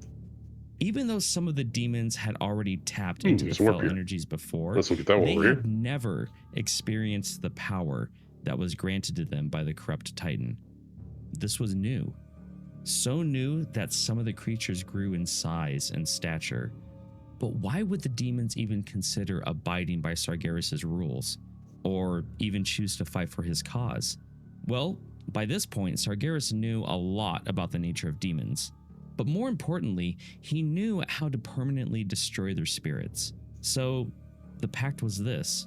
In exchange for the demons' newfound power, they would fight for Sargeras, or be extinguished.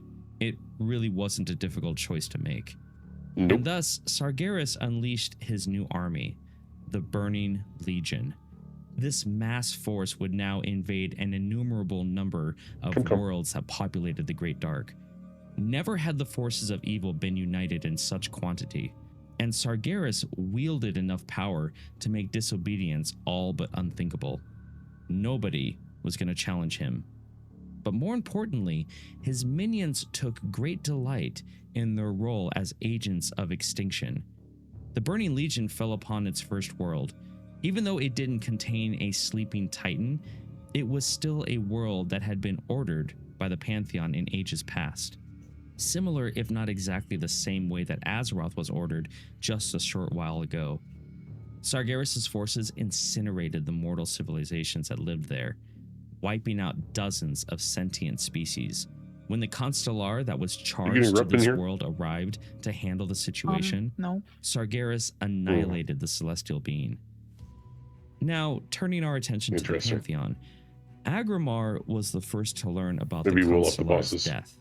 As news of the Burning Legion's But then shortly. atrocities reached him, he hunted down the demonic army. Unfortunately, Agrimar arrived just in time to witness the Legion destroy yet another world. This would be the first time that he would see his mentor Anything off him? and greatest friend, Doesn't Sargeras, seem to have been now anything. in his twisted and fire-wreathed form. Nope. He Not a thing. demanded an explanation from Okay. Sargeras, who offered none, only declaring that Let's his see. burning crusade was the sole means to purify the universe, and that anyone who well, stood if that's against the case, him we might as well would leave burn then. in the fires of his legion as well. Needless to say, Actually, this just conversation didn't last Dawn on long. Earth. Agrimar quickly knew that nothing was going to sway Sargeras to abandon his cause. My So stuff is all kind he of challenged his former mentor Probably. to single combat. And thus, the two greatest warriors the universe had ever known came to blows. Agrimar was outmatched. Like all Titans, he was uniquely susceptible to fell magic, and Sargeras' assaults shattered Agrimar's defenses. In a final desperate counterattack, Agrimar summoned all the power at his command and struck at Sargeras. Their two blades met, igniting an explosion of fell and arcane power, leading to both of their weapons becoming shattered. That's even worse. What the heck? Retreating from the battle, Agrimar returned to the Pantheon. Disbelief gripped the other Titans as they learned what had happened. Knowing that Sargeras had fallen to darkness shook their faith to the core. How'd your screen resolution turn so weird? To stop this new threat, I don't know. The Pantheon acknowledged that they could not sit idle and decided that action was needed. Geared for war, the Pantheon that is not your resolution. Army near the world of Nihilem. That's what it thinks it is. Called out Sargeras. One final plea to abandon this burning crusade. Adding on to this, he informed him of Azeroth and how the world's soul on the newly ordered planet had more potential than a massive fellstorm that would consume not only their bodies, but their souls alike. Just as the furious onslaught of energy washed over the defeated Titans, Norgannon made one last attempt to stave off oblivion. He bent the raw energies of the universe to his will, creating protective shrouds around the spirits of the Pantheon members, launching them into the Great Dark. And while their souls hurtled through the cosmos, Sargeras obliterated what remained of their physical forms. Unaware that the Titans' spirits had survived, Sargeras declared the Burning Legion victorious. The Pantheon was no more. And he now had some small knowledge of this new world called Azeroth.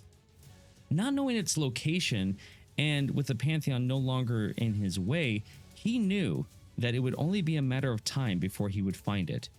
And more importantly, he knew that he had to find it before the Void Lords did.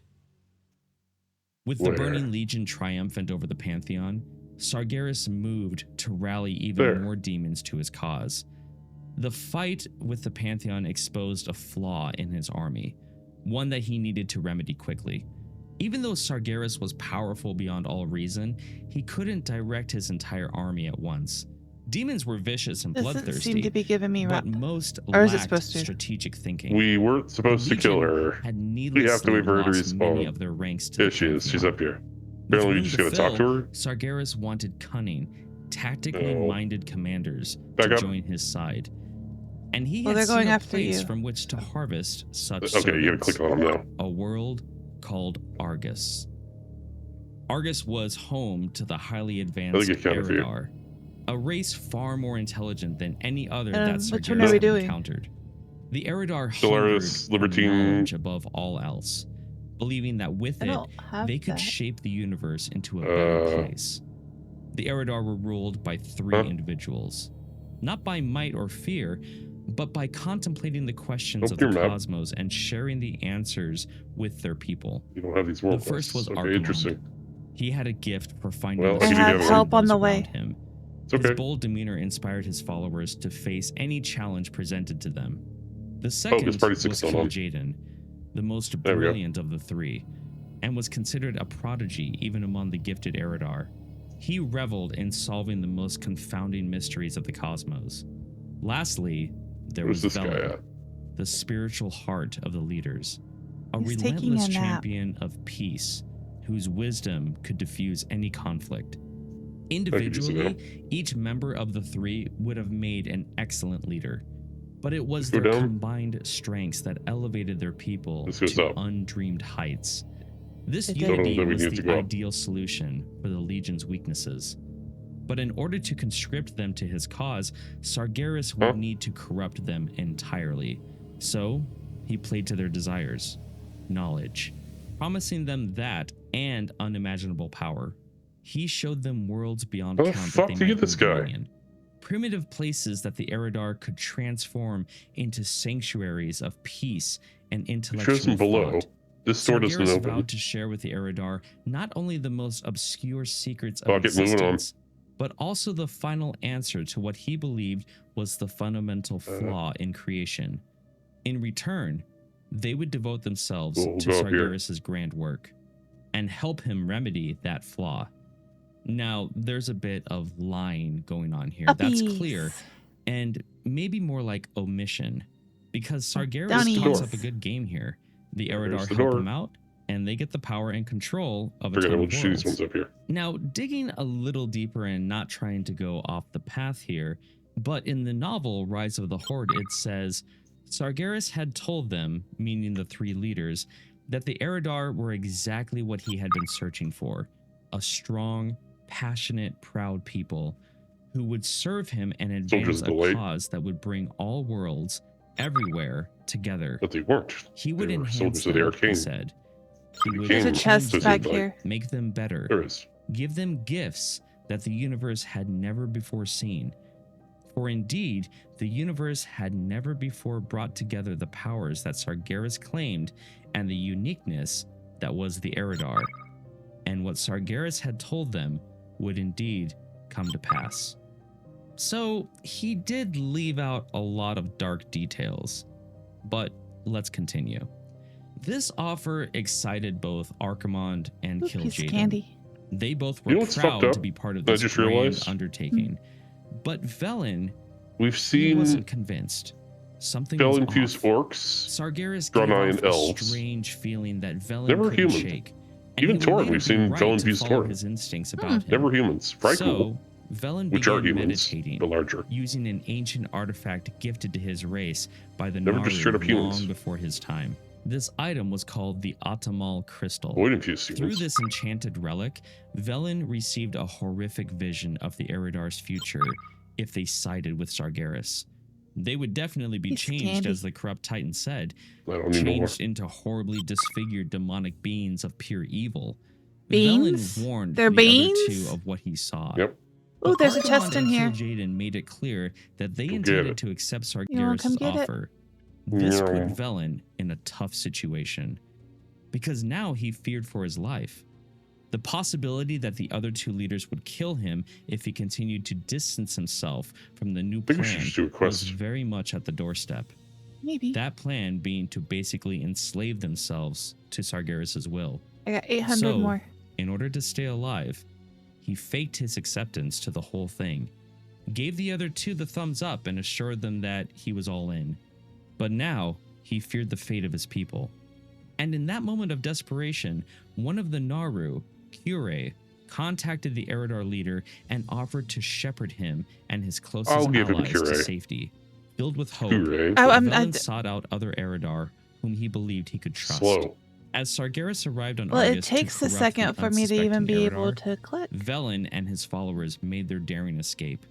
They gathered aboard a massive Naru dimensional fortress known as the Genadar, abandoning their homeland forever. From that day on, Velen and his followers would be known as the Draenei, or Exiled Ones. Their escape It's not would the set race name. Kil'jaeden into an unstoppable rage, vowing never to stop hunting them. Back on Argus, Sargeras bent remaining It's Eridar probably to not his over there, to be will. honest. It's probably Bell back energy here. surged through the minds of the world's inhabitants, drowning out their ability to reason. The Fel twisted their forms, producing what would only be known as the resemblance of demons. So if you've ever wondered why you've seen Draenei-looking characters with demonic red skin, well, Minari. now you know. From here, the Eridar settled into the Burning Legion as commanders. Kil'jaeden and Minari. Archimonde would stand as the most gifted and powerful among them. Sargeras molded Kil'jaeden's innate cunning and intellect to suit the Legion's designs. Mm. He would be known thereafter Out as of the the bounds Deceiver, there. and would be used to beguile the mortal civilizations of the physical universe, thus setting them on a path to transform and become one gem in here. with the Burning Legion.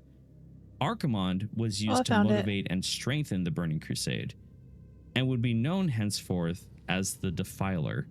I'm He coming. would use his powerful will to drive the demonic Okay for both masses of us. to acts of extreme violence and barbarism. making all those who served under you can turn that in. weapons of I did. annihilation. Okay. They gave me Under the 50. Eridar leadership, the Whoop. Burning Legion swelled with And new they say demonic also. races, Whoop. both from the Twisting Nether and other worlds from the Great Dark. Pit Lords would be Let's go conscripted here. to serve as living siege engines. The Moarg became the Legion's armorers. Succubi infiltrated prospective worlds to gather intel about their civilizations. The Doomguard fought as the Legion's shock troops. This And the is probably not Shavara related. became Stop. the Legion's mystics and advisors. All of these creatures fostered a fanatical loyalty to Sargeras, Why Strawberry. as was well it as probably bolstered the not might related? of the Burning Those are Legion. druids. Pleased They're with not his night- forces, nightborn. Sargeras launched the demons into the Great Dark, This will be. renewing his burning crusade against life. In the ages to come, the Legion would scour countless other worlds and civilizations from existence. But let's go back a bit and talk about what Oh, happened to the Piece of candy right Pantheon's here. I didn't see souls that. were saved. While Sweet the to see if you Legion was noticed. using the Great Dark as their personal playground, the last embers of the Pantheon's power clung to life. Norgannon's last-ditch effort spell worked in saving their souls when Sargeras destroyed their physical forms. And these disembodied Titan spirits hurtled through the Great Dark, straight towards the Instructions world unclear. of Azeroth and its keepers. There, the Pantheon hoped they could locate physical there's a forms to chest. inhabit. If they couldn't, the Titans feared that their weakened Oh, I found a spirits thing. would soon fade into guess loot them. oblivion.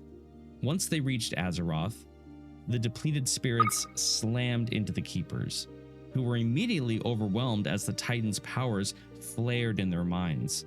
Yeah, I'm In not a sure that's brief what happened moment, either. The Keepers would witness fragmented memories of distant worlds, lifetimes never lived, wonders never seen, and just like that, the vision dimmed. Retaining their original personalities, the Keepers puzzled over the strange phenomenon. They clearly knew that they had been gifted with a portion of the Pantheon's power, but were unaware that the last remnants of their beloved makers had been infused in their very bodies. I think it's a soul Calling out to bind. their makers, the Keepers looked for answers, Need 2 more. only to find silence. This troubled them, This one over here. and they sank into a period of confusion and unease. Now, these are strong emotions, so strong that the old god Yogg-Saron, who was imprisoned beneath Ulduar, sensed these feelings.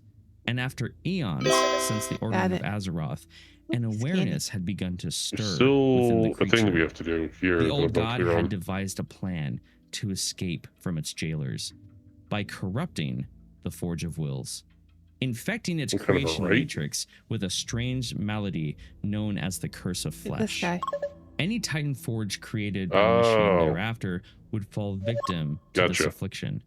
Some Funeral would even rites, spread this I to guess. previous generations of Titan Forged. The Curse of Flesh would transform a number of servants into beings made of flesh and blood, More beings beans. that Yogg-Saron could Mhm. kill. In order for this to work, Loken, one of the Keepers, would need to be used. He had been the most troubled by the Pantheon's silence. His emotions ran high, Can you pause for and a that's second? when Yogg-Saron infiltrated. I have a theory about this that I haven't talked about. If you think about what benefit does the void get out of making things mortal and sending them to the Shadowlands in the afterlife? Nothing, right?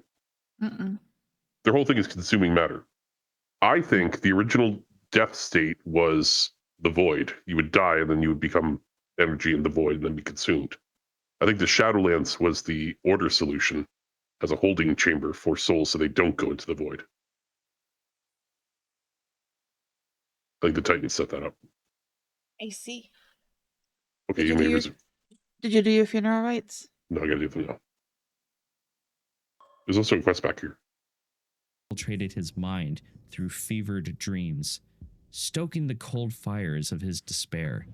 Yet, even in his Not for disturbed me. state, Loken Oh, him. resisted the whisperings in Mhm. his mind. But regardless, Click his verbs. downfall was imminent. As he drifted deeper and deeper into an emotional state of darkness, he would seek comfort from a Vrykul named Sif, who happened to be the mate of his brother, Thorim. He met with her in private, telling Sif of his darkest Oh, fears. you're scared. In time, the two blossomed a forbidden love for each other. This is all that Yogg-Saron needed.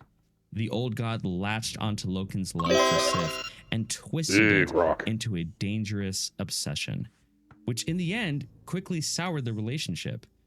Due to his compulsive behavior, I already got it. as he talked about openly professing their love for each other, Sif would oppose the idea of having that knowledge out in the open. She knew that if Thorum found out about their affair, it would shatter him to the core. Ultimately, Sif broke off all ties with Loken, and the thought of losing her drove him to madness. In a fit of anger and jealousy, he lashed out and killed her. Racked by guilt, he couldn't bring himself to tell Thorum what had happened, so he scrambled for a way to cover up her death. And that's when her spirit appeared before him. Surprisingly, she forgave him and warned him that he should act quickly before Thorum learned the truth. No. Because if he were to find out, the Titan Forged would turn to civil war. And every pledge that Loken had made to the Pantheon would be broken. This didn't sit well with him. Something was off about Sif's spirit. It was devious, a trait that he never saw in her while she was alive. But regardless of how dark the feeling was, he pushed his doubts away due to his fear, which was clouding his judgment. So, guided by Sif's spirit, Loken dragged her body into the frozen wastes of the Storm Peaks, then informed Thorum about his wife's demise, convincing him that Arngrim, king of the ice giants, He's very was upset to blame. about it. This led Thorum slaying Arngrim and many of his followers, and sparked a war between Thorum's storm giants and Arngrim's ice giants. All the while, Sif's spirit continued aiding Loken as the conflict raged. Yes, gave me 500. Became more and more extreme, but Loken. No, you're not revered. You're still revered.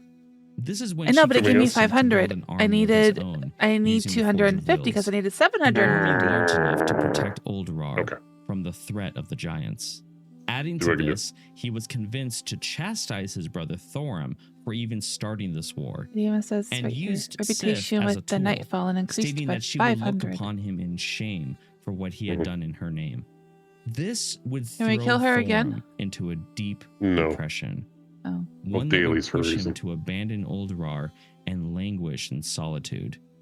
With Thorum gone, Loken used his newly created army to overthrow the giants, thus ending the conflict.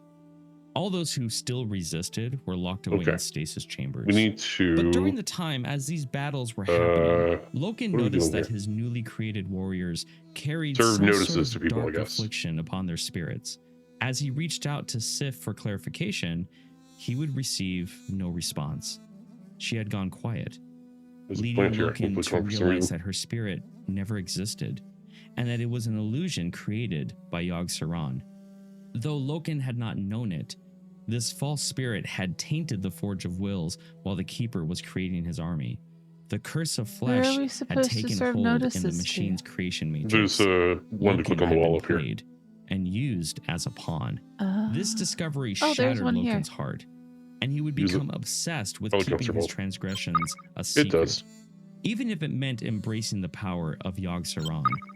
With such might at his command, he felt confident that he could defeat the remaining keepers and destroy all evidence of his wrongdoing.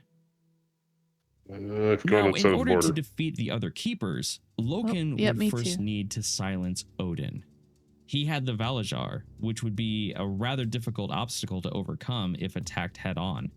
So he thought of another avenue of approach. He would use Helya and her bitterness towards Odin for making her the way she was, promising her that he would break the chains of servitude that bound her to Odin's will. In exchange, she would seal off the halls of valor from the world forever. This would transfer the role of caretaker of all the Vrykul spirits to Helya. Now, this wasn't very difficult for her to agree with. There's a chest behind this guy.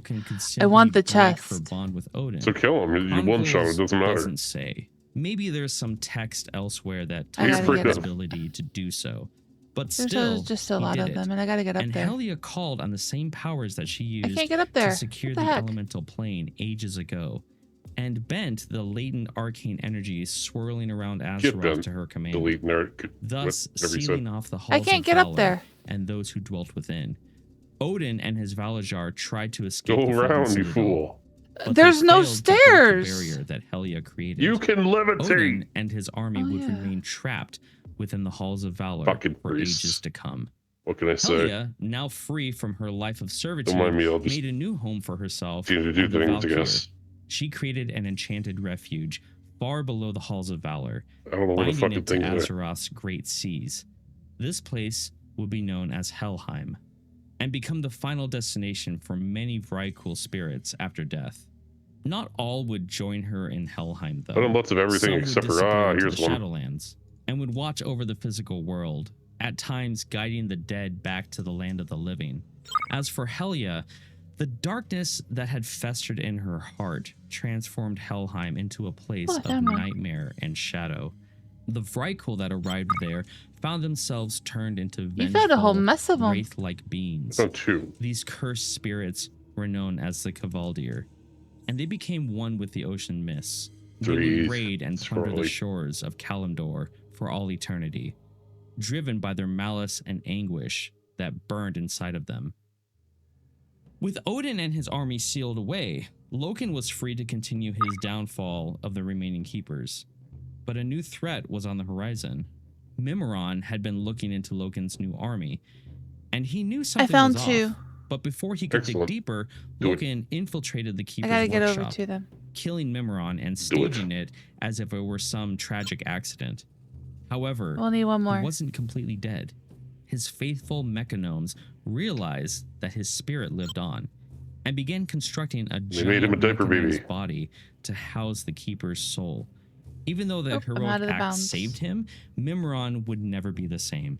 His brush with Canonical death diaper baby. broke his mind, and he secluded himself in Ulduar's vast workshops, focusing on his clockwork inventions. Now, Loken had set the timer on the clock. Soon the rest of the keepers would know that something was up, and he needed to move fast because anything could be planned against him. He started by confronting Freya at the Temple of Life. The battle raged between the two and their Oh, followers. I found one. Ultimately, she fell to Terrific. Loken and the shadowy Should do powers it. that Yogg-Saron had And you're a granted rep. him. More so, the old god Terrific. seized on Freya's weakened Now, state, where the hell are you? compelling her broken spirit get to you. withdraw into the I halls am of Ulduar, exalted. where she would spend her time tending to a garden at the heart of the fortress. My Uber has arrived. While battling Freya, some of Loken's army attacked Hodir at the Temple of Winter. Two fire giants, namely Ignis and Vulcan, led the assault. They encased the temple in an inferno, sapping Hodir's wintry strength and decimating his followers. Loken would arrive later to subdue Hodir with little to no effort. You should just be able And to buy just this like stuff with now, I Freya, think. But Hodir's mind you're was going to ask me, who do you warped want by to buy it from? Yogg-Saron, forcing the keeper to Beats the hell out retreat of me. into the frigid chamber Want me to look it up? within Ulduar. Okay. There, he would remain in you seclusion can talk to these guys for first. millennia. Don't pick up any more Now, quests. Tyr and Arcadis would be the two Look and remaining see if they have anything keepers in the trade. not to fall victim Someone to the complete betrayal. that.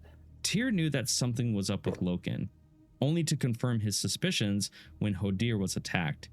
But Tyr wasn't in any position she to sells confront sconces Loken and things. directly.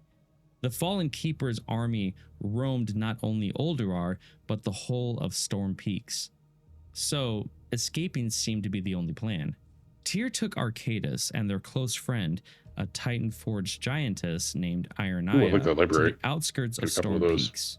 There they waited and watched don't Loken's like the schemes sconce. unfold and begin planning library their is next nice. move. While Loken's few of forces those. scoured the land for the missing three and ultimately never finding them, Loken asserted Picture sole frame. dominion over Ulduar, altering the machineries within the fortress and using them to anoint himself as Oh, it the was a new painting. prime designate of Azeroth. Lastly, he disabled the Forge of Wills, banished a sounds number of interesting. servants to the Storm Peaks, and finally sealing off the Fortress of Ulduar. Loken languished in Ulduar. regret within Ulduar's silent halls. Fuck's sake. Despite all that he had accomplished, he feared that the Pantheon or Algalon would return to Azeroth someday. Alone. If that were to happen, they would know the events that took place in their absence, thus punishing Loken for his crimes. when in all I reality, didn't want the the greatest sconces. It was threat the was beneath Loken's feet all along. No longer under the painting that I watchful wanted from eyes of them. Ulduar's jailers, Yep. Yogg Saron began to stir, working to I'm looking free up the other itself stuff. from its impregnable prison. But what about Ra? We know that he remained in the south after the construction of Ahn'Qiraj. So what's his part in all of this? Loken always expected Ra to investigate what had been happening in Ulduar. But surprisingly, the High Keeper stayed silent throughout these world-altering events. And being driven by curiosity, Who is this? Loken sent a portion of his army to Uldum in order to investigate Ra's activities. But they never found him. Even the local Open your reps. Mogu, Tol'vir, and Anubisas said that he simply vanished. These meetings with the Titan Forge would not Oh, only you're already disseminate exalted. knowledge, but Magnificent. the I'll take curse you to the of vendor. flesh from Loken's For who? army would For what? also spread The to Ra's servants. Dreamweavers. Now, concerning Ra, Okay. Loken and the Titan What did I want Forged from them? didn't know that he had Lots of stuff in experienced bed and a other things. revelation. Oh, a no, terrible I didn't one. want any beds. So bad Yeah, you that did. it drove I him have to so many seclusion. beds. When the Pantheon's power and Yeah, you memories had been picked one infused out. in the Keepers, Ra was confused, Oh, that's much weird. like his siblings. Over time, he concluded that this event was more than just an anomaly. The influx of power was the last remnant of the Pantheon's spirits. He struggled with the idea that the Keeper's creators had fallen. What he did next was something that no other Keeper had done. He extracted the lingering power of Aman'Thul from himself, storing it in a mountain vault that would become known as the Veil of Eternal Blossoms. There, the High Keeper hoped to preserve what little was left of his Titan creator. Retreating to the catacombs beneath the land, Ra would meditate on what he had learned. Without his presence, the loyal Titan Forge developed new cultures, very distinct from those of the Northern It's Kin. not the right place. Most of the Tol'vir gathered around It's a Uldum, pretty place. making it their home. The Sure. Anubisas continued their charge to watch over Big the deer. prison of Cthulhu, and the Mogu remained in the east, guarding the vaults and machineries buried beneath the earth.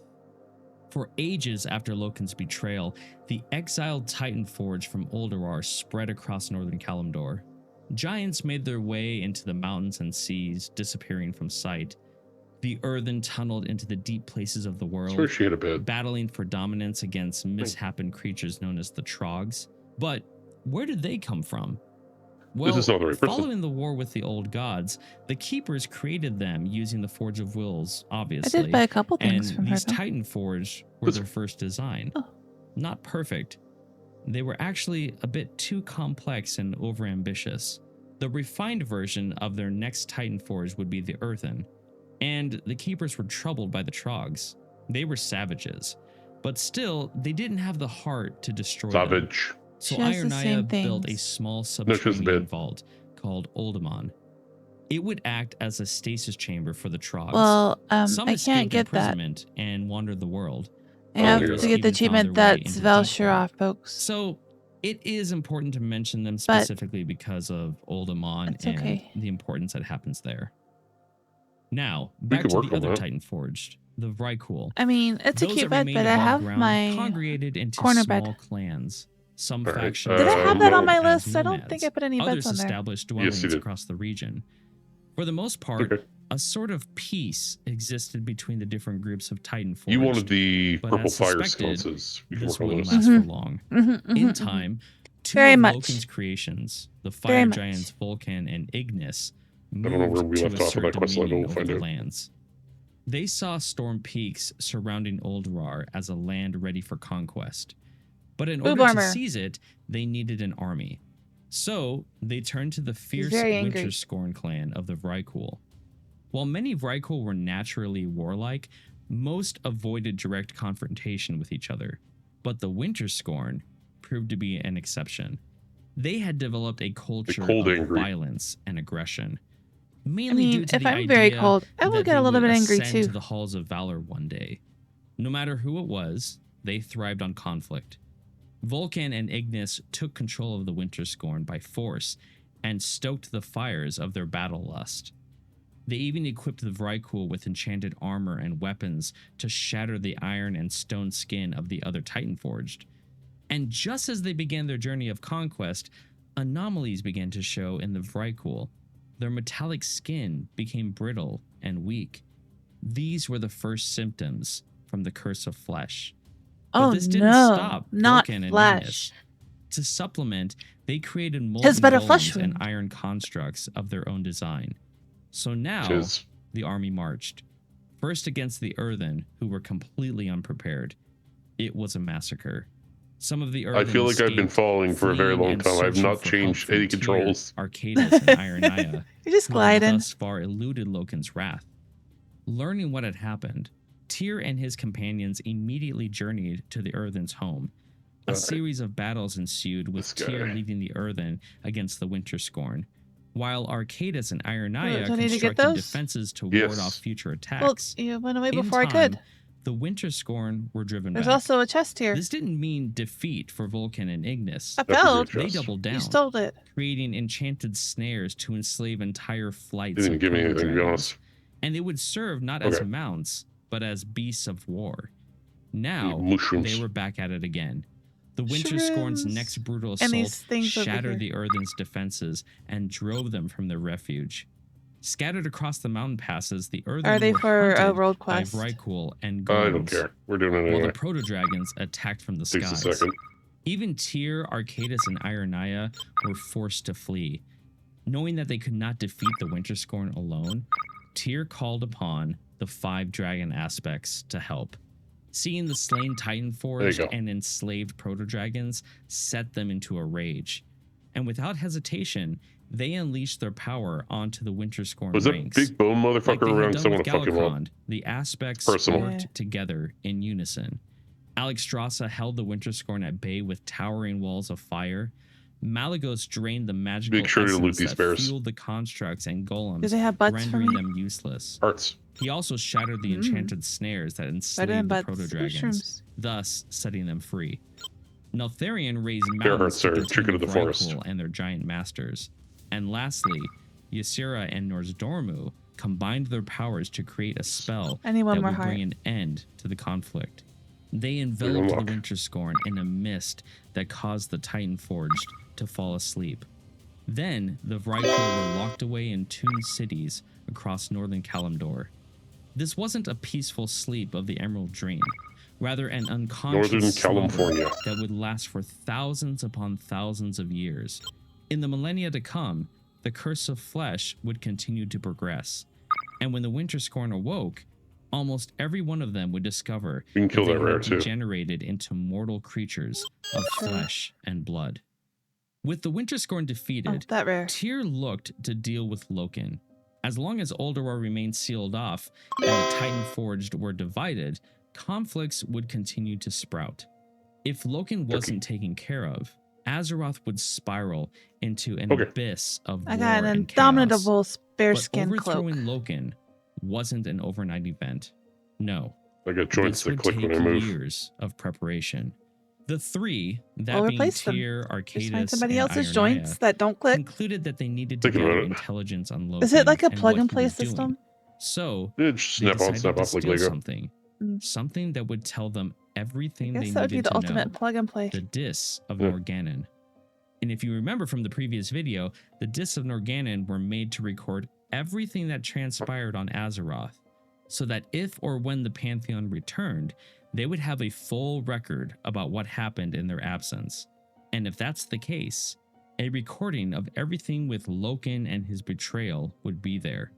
At the time, the Dis were located at the heart of Ulduar, and if there was any hope of undoing the damage that Loken had caused, it would be through careful study of his actions. So, a plan was set, or rather a ruse to claim the Dis. Tyr traveled to the gates of Ulduar, called on Loken to relinquish control of the fortress for the good of Azeroth, These ones don't use threatening the dire wand dome. consequences if he refused. Then, Loken arrived. The two began to argue, exactly as Tyr had hoped. While Loken was distracted, Arcadis and Put a Ironaya range on that. infiltrated Ulduar and stole the Dis of Norgannon. Once secured, And they don't count for Tyr both and of his us, so I'm gonna companions go this way. escaped back into the Yeah. ridges of Storm Peaks. Knowing that Loken would hunt them down, they decided to travel south, But before leaving, they gathered a large number of Titan Forged who dwelled around Uldurar, a large group of Vrykul that were afflicted with the curse of flesh, most of the surviving Earthen, and even a portion. I really think if you're going to do a lore expert now, video, you should know how to do you pronounce see where the this things. is going? Yeah. If not, we'll get there soon enough. The three saw these Titan Forged as innocent victims of Loken's shenanigans, so they promised them a sanctuary before liberating Uldurar. The refugees traveled for many weeks, believing they had escaped Loken's control.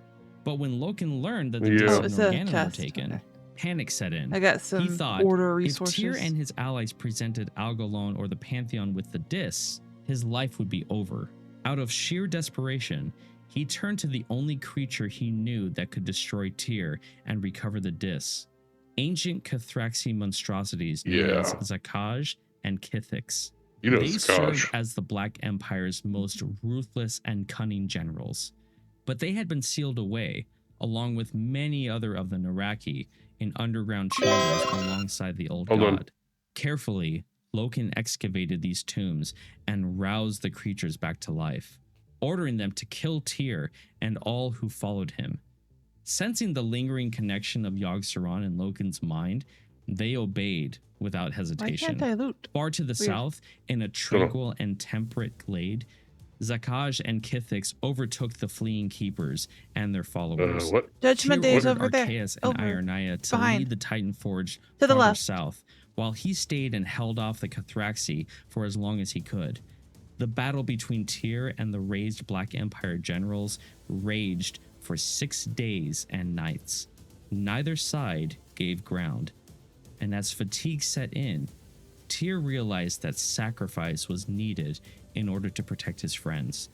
Unleashing his remaining power on the Cathraxi, he expended his life in a blinding explosion of arcane energy that shook the bones of the world, and then... Oh no. The bones. He was tired, but not defeated. The only way out was through. And you get the true crime podcast sound now. That does, yeah.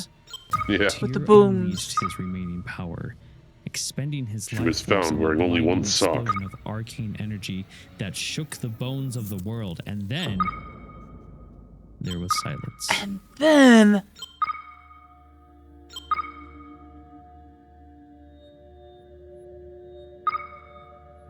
Arcadus and Ironaya watched from the south as the eruption of magic blazed across the horizon.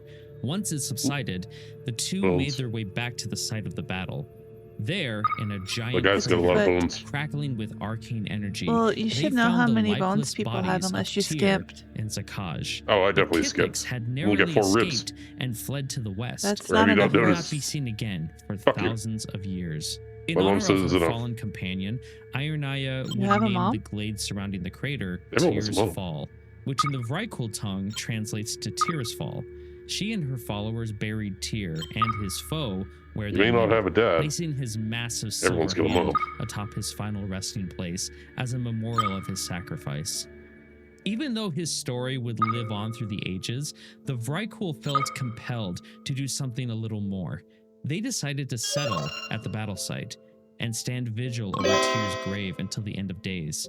Over time, some of those who stayed there would attach themselves to the energies from Tyr's remains emanating from the ground, while others felt the essence of Zakaj and become attuned to its dark aura.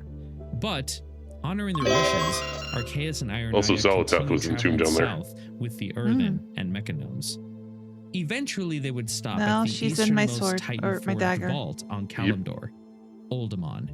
The two would expand the site by carving out new chambers to hold the Dis of Norganon, and vowed to protect the history of Azeroth with their lives. As the years passed, some of the Earthen showed signs of the curse of flesh. They asked to be placed in hibernation until a cure could one day be found. You did it. Arcadus agreed to their requests, promising to rouse them at some time in the future, thus sealing his followers within Oldemon's vast subterranean vaults. The Mechanomes, however, would remain awake. Knowing that the curse of flesh would one day take over, they vowed to watch over Oldemon and maintain its machineries. Back in Ulduar, Loken felt uneasy upon learning that the Cathraxi had failed to kill the 3 keepers. With Tyr dead, he didn't think that Arceus and Ironaya would attempt an attack on the fortress. But the Dis of Norgannon was still a big threat to him. So he decided to replace the Dis with an archive of his own design, one that he would call the Tribunal of Ages, and would adjust the historical events to his liking and expunge his sins from the record. He assumed that he had been successful, but his archive proved to be flawed. The histories within were warped and even beyond Loken's understanding. I'm just saying, that's what happens when you lie. So Loken took one final drastic measure to prevent retribution from Arceus Sparkly, and Ironaya, but it's not believing here. that the two would summon the Constellar Algalon, who, if you remember, was in charge of Azeroth and would not hesitate to destroy all of life on the planet if corruption was indeed taking over. Loken altered the Titan communication devices in Ulduar, ensuring that no living creature would be able to contact the celestial being. Only Loken's death would draw him to Azeroth. The fallen keeper assumed that his demise would come at the hands of Arceus and Ironaya. If so, he was confident that Algalon would take his revenge for him by wiping out every living creature on Azeroth's surface. Now, if you've been asking in your head, okay, so when do the humans and dwarves and gnomes show up? Well, there's a bit of an evolutionary process. With the Winterscorn asleep in their vaults to the north and the Earthen hibernating in Oldemon, the remaining Vrykul clans dominated the lands of northern Kalimdor and would develop their own identities and customs. One of the stronger clans was the Dragonflayer. Similar to the Winterscorn, these Vrykul found that their iron skin began to turn to flesh over time, and since their strength was diminishing, they would enslave proto-dragons to bolster their power. But unlike the Winterscorn, they didn't use them as beasts of war. No, they made them into hunting companions, as well as mounts to ride into battle with. Over time, these proto-dragons became attached and part of the clan's culture, as well as a necessary weapon against the Dragonflayer's enemy, a race of bearmen called the Jalgar. Again, forgive me for my pronunciation. It could be Jalgar, Halgar, Jalgar. Yalgar. But anyways, this race of bearmen are the progenitors of the modern All of the ones that you said were the same thing Under and King not correct. Yimmeron, the clan drove the Jalgar into Kalimdor's lush central forests. And while they were succeeding it didn't knock in me their attack, anywhere. the It curse knocked of you down? flesh took another turn. Yeah, you're definitely supposed to be inside this portal down here. Birth to small malformed children. Do I jump? This worried you didn't turn in the quest, Some even blamed Yimmeron for the affliction. I did. And he was I turned under in the all that belief there that was the to keepers do. were behind the curse of flesh. Yeah. You didn't. But what about the keepers? Oh, wait. What were they doing? At least what remained of them. You have to wait through all that RP again. The keepers as you fool. Godlike I mean, I creators, clicked the thing. but they had not been seen for generations. I did. This is when King Yimmeron convinced his people to renounce the keepers, stating that they had abandoned them to the curse of flesh, and promised to unite all Vrykul under his banner. His first decree would be to order the cleansing of the clan by destroying all of the malformed infants. Now, these were the Dragonflayer's children. Are you paralyzed and now? Many of them obeyed his I was brutal paralyzed orders. before. However, some could not bring themselves to But murder no, innocent it's not children. paralyzed yet. So, they sought to hide their offspring in a place of legend. A What the land far fuck? to the south where How a are you lost clan of doing Vrykul this? was said to have journeyed with Tyr, Arceus, and Ironaya. Okay, now. Many of the Dragonflayers No, I'm would travel paralyzed. I had to hit south him. with their persecuted Apparently. offspring in search of this fairy tale refuge. Most would never be heard from again, but others did find their way to the clan that inhabited the land of Tirisfal, and with heavy hearts, they left their sons and daughters in their care. The Dragonflayers struggled to purge themselves of the curse. Despite their efforts, they would remain in a weakened state. Eventually, these Vrykul would place themselves in hibernation, in hopes of staving off the curse of flesh.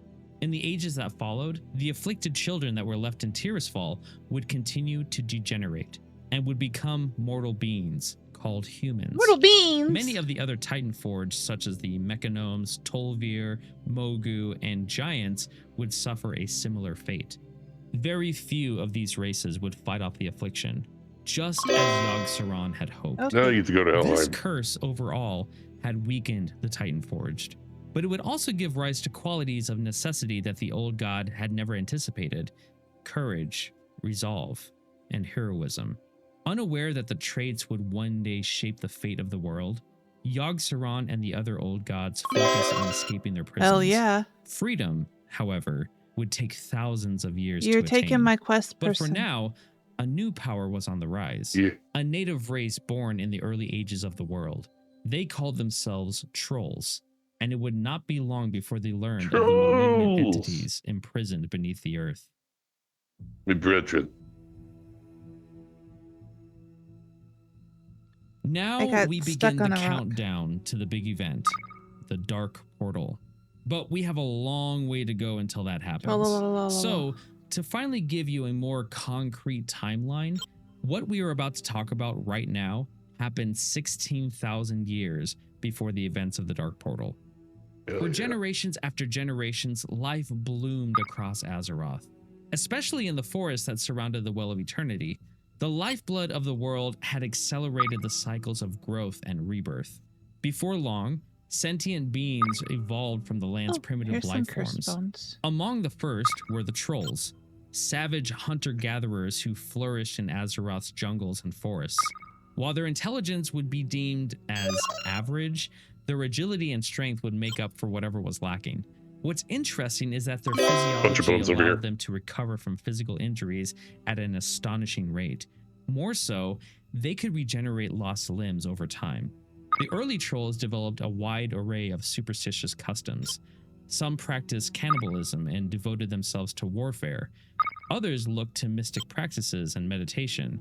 Even a Eat few connected to people! the dark and powerful form of magic known as voodoo. But regardless of customs, all trolls shared a common religion revolving around the wild gods. They would call them The Loa Loa. and worship them as deities. Due to their reverence for the wild gods, the trolls gathered near a series of peaks and plateaus in southern Kalimdor. This was home to many of their honored Loa. One more. They gave the mountain range the name Zandalar and built small encampments on its slopes. Now, The tribes were Zandalari. certainly a thing, Hmm. and the most powerful of these was called the Big Zandalar badass. tribe. They claimed nearly all of Zandalar's tallest plateaus, believing them to be sacred ground, and would construct a small cluster of shrines, which This in one. time would grow into the temple city of Alright. Zuldazar. But I Go did back say tribes, as in plural. The Zandalar was not the only one to form within Nope. the troll race. Over centuries, the Girabashi, Amani, and Jakari would form. And it would be the Learn a lot about the Girabashi Amani and next Amani that expansion. would lay claim to enormous sections of Kalimdor's The ones jungles that have been and fighting the Blood woods. Elves for centuries. Now and then, the two would clash over the ownership of hunting grounds. 7,500 but years. overall, the major That's many conflicts years. were few and rarely Well, that's just drawn since out. the humans got involved. Since they were such skillful fighters, they quickly learned that war would severely decimate each tribe's numbers. So it was wiser to resettle rather than risk all-out war. The only place that they were not allowed to set foot in, live, establish a home, or anything for that matter, was a small mound of blackened stone at the base of the Zandalar Mountains. The witch doctors and priests deemed it as forbidden, and the Loa warned the tribe's mystics of severe consequences should anyone disturb the black stones. For many years, Your Vrykul not a is single freaking out troll back here. disobeyed. But That's then, fine. someone had to poke the hornet's nest. A few rebellious trolls visited the Forbidden Mound. They quickly discovered that the black stones were not What'd we do rocks at here? all. In fact, You they were the passed. jagged hide of a monstrous creature. A creature that none of the trolls had ever seen before. Believing it to be an undiscovered Loa that the other Loas talk to were her. afraid of due to its powerful stature, the trolls performed vile rituals of living sacrifices to awake the slumbering monstrosity. Now, if you just said, "Oh no," in your head, you'd be right. I mean, I if didn't you've say ever that. watched a I horror didn't movie, say that either. really any horror movie, you'd know that something bad is about to happen. So, Oh my god. roused from the Good blood lady offerings, a Sylvanas. gigantic What's she doing Cathraxi here? general emerged from its slumber and slaughtered all those who had revived it. It was Kithix, the lone survivor during the encounter with You have Tyr. to use the. It had been severely wounded after the battle and traveled southwest I'm to what trying, would be it won't known go away. as the Thank Zandalar you. Mountains, before collapsing into a deep hibernation. What? Shocked by its presence, What? the ancient Loa I'm living in the confused. land buried Kithix Well, I'm so that getting no other extracted. creature would disturb it. Now awoken, I was the doing ancient it Cathraxi because, general or it wasn't letting me looked do it upon the because troll you were doing it. civilization with contempt, because I it may have was nothing skipped a compared few to the Black quests Empire that on my ruled end. You have eons to do some more. past. Knowing that it would Do what delight it the says. old gods, You'll be fine. he sought to drive the troll civilization I gotta to return ashes. all the way over Kithix there. reached out with its mind and found a race of creatures it could control, the Akir. During the fall I of am the ascending. Roman Empire, these insectoids had remained hidden in tunnels beneath the ground. The Cathraxi general I might be stuck. rallied the Akiri swarms and drove them to Oh, establish no. dominance Okay. over Azeroth once again. As Kithix expanded its power and recovered, the insectoids began building a vast subterranean empire known as Akir. When the time was right, and after the Akir had built up their numbers, Kithix led the Akir from their underground empire and swept across the land. But this didn't mean that the trolls were easily defeated. The Apparently I'm trolls' still in the same experience quest as as you, so I'll hunters catch up here. made them a formidable foe. But the threat from the Akiri was unlike anything they had ever seen. Many smaller tribes fell before the insectoids' legions.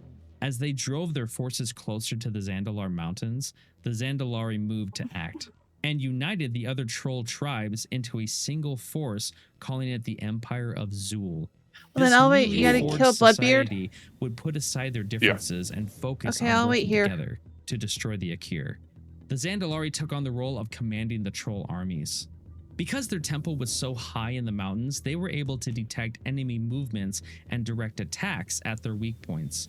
Ambush Aye. tactics were used Aye. in the surrounding jungles, while priests summoned the Loa to assist in battles. These fierce wild gods ripped through the Akiri ranks and even wounded Kithix. With their leader injured, the Your Akir tentacles are doing retreated, things. as well as Yep. Kithix, who Tentacles fled be to the tentacling. northwest with a contingent of its closest Akiri followers. We don't question There the tentacles. it recovered, while the rest of the I do, I'm insectoids explicitly an continued the inquisitor. war against the trolls. The trolls knew Well, you that leave in my order to tentacles truly alone. defeat the Akir, They are they doing would their need best. to track them down. Because if they burrowed under the earth, they would simply establish a new colony and rise again. So, the Zandalari convinced the most power-hungry troll factions to establish new strongholds across Azeroth. Chief among these groups were the So the Yamani, ravens weren't supposed to Kiribashi, take you and away? Drakari. And No. the plan was this. After Mm. defeating the Akir, They got overzealous. they would claim the new Little bit. lands where these strongholds were established as their new homes without competition. The tribes agreed. The Drakari pushed into the frigid north against the colony of Akir, but faced an enemy never seen before, corrupted Tolvir. A small group of Titanforged that roamed the outskirts of Uldurar were captured and turned by the Akir, known as the Obsidian Destroyers. They would come close to overpowering the comfortable with this. Drakari, but the trolls, after years of battle, devised brilliant ways to overcome their foes. Not only did the Drakari encounter corrupted Titanforged, so did the Girabashi. They had ventured southwest, where the Akir had overrun Ahn'Qiraj. And you guessed it, they had enslaved the Anubisath giants that guarded the prison. Early engagements proved to be disastrous to the Girabashi. You gotta click on They yourself. didn't expect to be fighting both the Akir and the Titanforged, and many of the troll encampments were slaughtered by the insectoids and giants. Soon after, the Zandalari instructed the Girabashi priests to separate their tribe into smaller, more mobile raiding groups instead of large armies. Over a period of time, this new tactic would bleed the Akir armies dry, but it would take years to do so. In the end, the Girabashi never fully wiped out the Akir, but were able to claim victory to the surrounding territory. That leaves us with the Amani. They set out to destroy Kithix and tracked the Over Cathraxi here. general far to the No, northeastern there's woods. that, but there's also all in the here, while cutting isn't through there? an Yeah, we'll- unending that's gonna go mass down of with you. Akiri guardians. It's In fine. the It's end, whatever. the entire Amani tribe flung itself in a last-ditch effort attack against Kithix and its remaining insectoids. While only a small number of trolls survived, Kithix would succumb to the tireless hunters. Because of its defeat, the Amani's reputation would become legendary among the other tribes. And atop the site where they killed Kithix, the Amani would establish a new settlement, which would one day grow into the temple city we know as Zul Aman. With Right. Kithix gone, the Akir's determination to fight with a purpose She's began also to part of the Titan diminish. machinery. And now it became the trolls' Oh. new imperative to exterminate what was left of them. In time, and I mean over centuries, the trolls shattered the Akir Empire. The remaining Akir were located in the far northern area and the very southern area of the continent. Central Kalimdor was permanently scoured of their presence. And once again, the Akir burrowed into the ground, showing no more interest in fighting, thus proclaiming the trolls victorious. But what did happen to the Akir? Well, the ones to the north gathered near the underground prison of Yogg-Saron, and being in such close proximity to the old god, they would evolve into a race called the Nerubians and establish their kingdom, which we know as Azul Nerub. The Akir to the southwest made their home in Ahn'Qiraj, and it would be Cthulhu who would slowly warp their forms over time, molding them into a race known as the Qiraji. And as for the southeast, these insectoids would transform into the Mantid, mainly due to the influence that was left behind from Yasharaj, or that's how Wowhead says it's pronounced. I prefer Yasharj because I think it sounds better. I agree. But we need to just move on from that, or at least I need to try to. Anyways, as far as the Mantid go, they would establish their great colony of Mantives near the Vale of Eternal Blossoms. Escape. Now, even before the Akir Empire was completely destroyed, without war to bind them together, the troll factions grew distant. And the strongholds that were formed during the wars became just run homes, straight. temple cities, and eventually empires. The Zandalari withdrew to the mountain plateaus to pursue spiritual knowledge, but they would always maintain an immense influence over the troll societies. Now, I do want to give you a little heads up about where we're going from here. The next many chapters are going to talk a lot about what you would consider to be the origins of Pandaria before it was Pandaria. It's not my favorite subject. I don't hate it, but I find myself clinging to other parts of the Warcraft universe a bit more. Still, it's important because we're trying to get a full grasp of the lore here. So if you're like me and you're not a fan of this section, this is what was happening to me earlier. I would just ask you to stick with me while we get closer to the good stuff. And if you like what's to follow, all the better for you. So let's keep going. Hell yeah. And start by talking about the Mantid. As mentioned, they had established their empire while the trolls were at war with the Akir. And this would happen below the roots of the Kapari trees in the area. They knew that they didn't have a chance at destroying You the were trolls. laying down. So as far as their involvement with their Akir ancestors and the war, there was none. The Mantid still worshipped the old gods, believing that one day they would rise from their prisons and reestablish the Black Empire. And they felt that the best way to serve the old gods was to not expend their strength, but to conserve it, refine it, sharpen it. In doing so, they would grow stronger without jeopardizing their survival. Though a revered empress ruled over the day-to-day activities of the Go get him a fish. Another group controlled the insectoid's Where do I get him a fish? They called themselves the Klaxi, meaning priest in their native tongue. They would guide the actions of the empress and the Mantid swarms in hopes of preserving and strengthening you only the need race. one fish. As mentioned before, the idea of seeking retribution on the trolls was out of the question. So they turned their focus onto another enemy, the Mogu. Now, I hope you haven't forgot about them because they're important. They had been guarding the Vale of Eternal Blossoms for untold ages.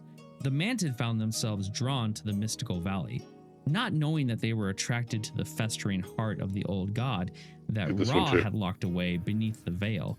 So bad was this attraction that the Mantid launched a surprise attack against the Mogu, which resulted in the Titan Forge withstanding the swarm and driving them back to the Kapari forests. But the Mantid weren't done. Those that survived the attack grew and matured, becoming even more powerful and cunning. The Klaxi waited patiently for 100 years before assaulting the Mogu again, dispatching a new generation of young Mantid to besiege the Titan Forged. Once again, the survivors returned stronger. Thus began the Mantid cycle. Every 100 years, or rather every century, the Yeah. new Who else is mantids would Greymane? attack the I Mogu. can't. The The name is strongest escaping returned to me. the Kapari trees, and over time, He's a werewolf. the Klaxi found themselves able to No, but I thought eradicate somebody else the had the last weak name and Greymane too. empower the mightiest There's of their Tess, kind. Greymane, The there's Mogu retaliated by launching a campaign of other their guy. own and attacked the Mantives itself his son. to ensure that the cycle would break. This attack came at He's a the werewolf very you think he is. unpromising time for the Mantid. Oh. It was decades before the next clutch of warriors would hatch. The Mantid were few, You just happen while to the be in human Mogu were form many. there. And with that knowledge, you can imagine what happened. The insectoids took a devastating blow to their ranks. Even the strongest survivors of the past swarms were hit. Fuck But my one mantid named Corvin would turn the tide of the battle. Armed with blades forged of Kapari amber, the warrior eviscerated the Mogu ranks, sending them back into a retreat. Afterwards, the high elders of the Klaxi proclaimed Corvin a paragon, or in other words, a perfect example of what the Klaxi represented. They promised that his deeds would become legend among their kind. But this didn't satisfy Corvin at all. Being given a title and hero status didn't solve any of the problems. Not wanting to leave the Mantid's defenses to chance alone, the Klaxi agreed to task him with finding a solution. After years of experimenting with Kapari sap, Corvin discovered that a living creature could be preserved within an amber cocoon, What did you find? potentially for thousands of years. Who, me? This would be the key to their defenses. Now Klaxi Forsaken could place their orders. greatest warriors in these cocoons and awaken them whenever they needed to avert any I disaster. gotta find Forsaken Corvin would be the orders. first to he undergo the didn't loot them. preservation. And in doing Well, I so, was he looting would some. be given Okay. the name Corvin the Prime, the first of many paragons to come. As he laid undisturbed in his amber tomb, the got a great tree. cycle he had almost single-handedly Okay. saved Flamme continued Gilor- on, remaining unbroken for countless Yarn generations. But What I now, said. let's talk a little bit more about the Mogu. Highkeeper Ra had not been seen in millennia. The Mogu maintained their oversight of the Veil of Eternal Blossoms and fought off the Mantid every 100 years. What kept them going was the faith that Ra would return one day. But once the Curse of Flesh set in, that faith would vanish. For the first time, the Mogu faced mortality. This set fear and uncertainty into their hearts. Small disagreements spiraled into conflict, violence, and bloodshed. Clans were formed, a power struggle began. As this went on, the Mogu's culture, This is not the correct language, and quest, sense of but purpose we'll do it began anyway. to change. This period of time became known as the Age of 100 Kings, and would be a time when the Mogu would come very close to destroying themselves from within. But it was their basic instincts that prevented them from total annihilation. At the start of a new Mantid swarm, all disputes, conflicts, arguments, you name it, Let's would see the die correct quest, down shall we? between the Mogu clans. Okay. They would band together, What's the correct address the Mantid problem, I'm not sure. and when It's down that here was somewhere. done, the hostilities resumed. While the Mogu battled the Mantids, a number of other races arose in the region, many of which were doesn't have a drawn to quest the for latent me. powers emanating from the Veil of Eternal Blossoms. What? Among these races were the Jinyu, fish-like I can't even mystics click who on her. dwelled in the rivers and lakes. A monkey race known as the Hosen established their homes in the Open your surrounding mouth. jungles of the Vale. But by far, the most intelligent of these newcomers were the Pandaren. With all of this life gathering together in one place, Oh.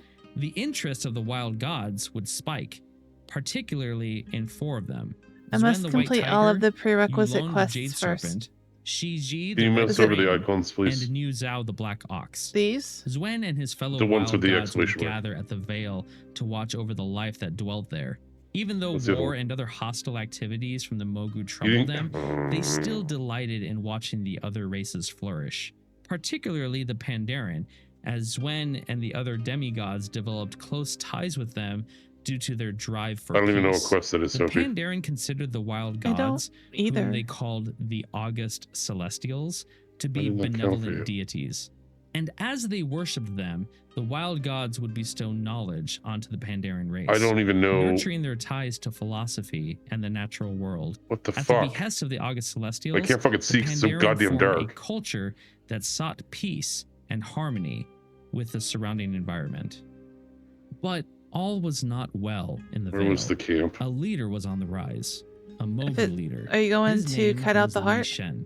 And No, his I'm rule not. would I'm looking for the only fucking threaten the mortal where we races just of came the from. Vale, but that of the August Celestials as well. As the Pandaren and other races Can't fucking see prospered around anything. the Vale of Eternal Blossoms, the Mogu continued their conflicts within their diverse He turned in clans. everything. It was during this cycle of violence that a And warrior picked up named Li Break the Shen Spine and would Stem come the to Tide. power. He was the descendant of a minor warlord. She was and supposed to have a quest for you accustomed to called the Shielded brutality Secrets, of and you don't clan have that. warfare. She didn't have Despite it. She only his had skill Break the and Spine and success Stem in the battle, Tide. he saw the conflicts and political maneuvering This as a winter. betrayal to the Mogu's potential. But he remained loyal as a vassal to his Open your father. map, please. That's until a close Zoom advisor in for betrayed me. and murdered Li Shen's father, leading Turn many off of the filter members for of his trivial clan to quests. seek for ranks I in don't different know clans where in the that area. is. This would leave Li Shen Top corner of the abandoned, map. with only a few remaining loyal at his Top side. corner of the map. Now, it was customary that if a But clan this leader one, was map killed, filter. that the rivals would Low-level immediately quests. murder his family, thus exterminating the clan lineage forever. No. But Li Shen chose exile after the event Um, and would You wander said the low- land, meditating Yes. on what he saw as the failure of his kind. The other clans saw this as a sign of despair and madness, Scroll and out. left him alone, assuming that he would never be a threat to the Mogu in the fuck? future. Soon, Li Shen would desire answers on. that his own intellect and reason couldn't provide. So, he set off to find the Mogu's long-absent master, High Keeper Ra. In recent centuries, the High Keeper had been known as Ra Den, meaning Master Ra in the Mogu tongue. Not many believed that he still lived. They also asked, why did their ancient creator allow them to suffer from the curse of flesh? Li Shen believed that Ra We can Den find out had what the a name of this plan, and that these mission current is. trials, like the curse of flesh, were simply a test. Years and years went by, until Li Shen located the entrance to a hidden vault beneath the land north of the Vale. Sacred chambers that the Mogu had all but forgotten due to their clan rivalries and warmongering. Deep within, Is this word Li only? Shen would discover That'd be something, really disappointing. something he had been searching for all this time. In the depths of these Could forgotten be caverns, stupid too. Li Shen would find that he was Think no it might longer be. alone, sitting in silence in the So I same have to have room. another character found to his do a creator, quest to do another High quest on Keeper this Ra. character. This was Mhm. it. Li Shen's questions were about to be answered, or were they?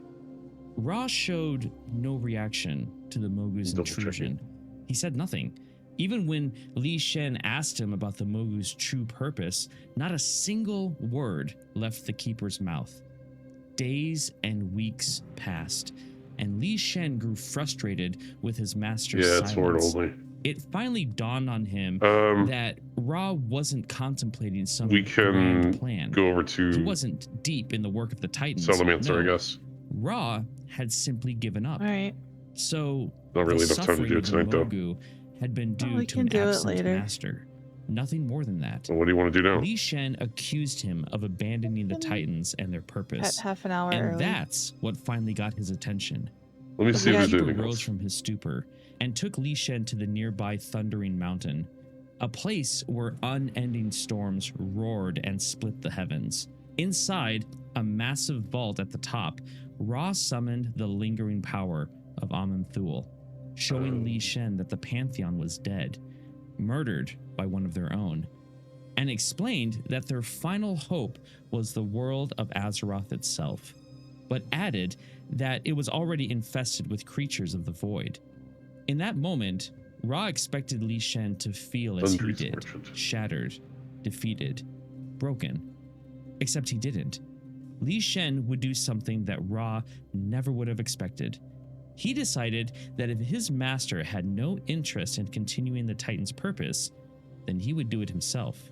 Without warning, he struck out What and are we doing? incapacitated Ra, Thunderous bound merchant. him in enchanted iron bands, and Okay. stole not only Ra's power, but also the contained power of Aman'Thul.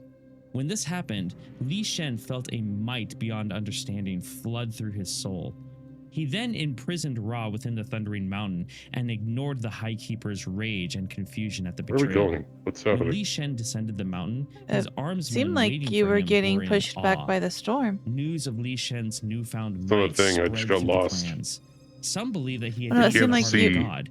Others It seemed claim like that you he had were harnessed stalled the in the ancient air, even power though of you the were Veil flopping to go itself. forward. Even some whispered that he was a Titan reborn. Yet all these stories had something in common. This so-called Thunder King had demanded that every Mogu bow before him, as he claimed the birthright of the Titans. I can't begin to describe how fucking dark that all was. those who refused to yield to his will. Thereafter, Li Because Shen's it wasn't goal that dark was for to me, but unify the Mogu, you have HDR. forge a new Yep. destiny as the master of Azeroth, and become the guardian of its world soul. The clan wars You do stopped. too, you son of a Li bitch. Shen crushed all opposition with the This power monitor of doesn't do lightning HDR. and thunder at his command. Pretty sure it does. The fortunate ones were killed quickly, while the unfortunate ones were kept Well, if it in makes it that hard to chains see, for I don't want it. centuries. At first, the Mogu rallied to him out of fear, but soon Use his your so-called miracles inspired devotion. Apart from his powers, Li Shen had also mastered the enchanted tools of the Keepers.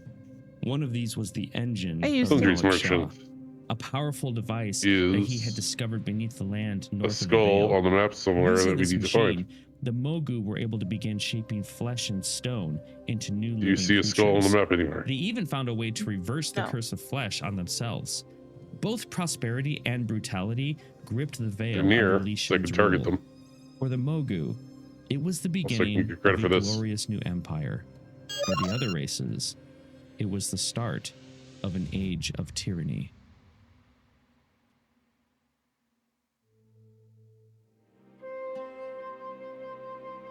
The true master is not the one who has mastered 1,000 Here. techniques.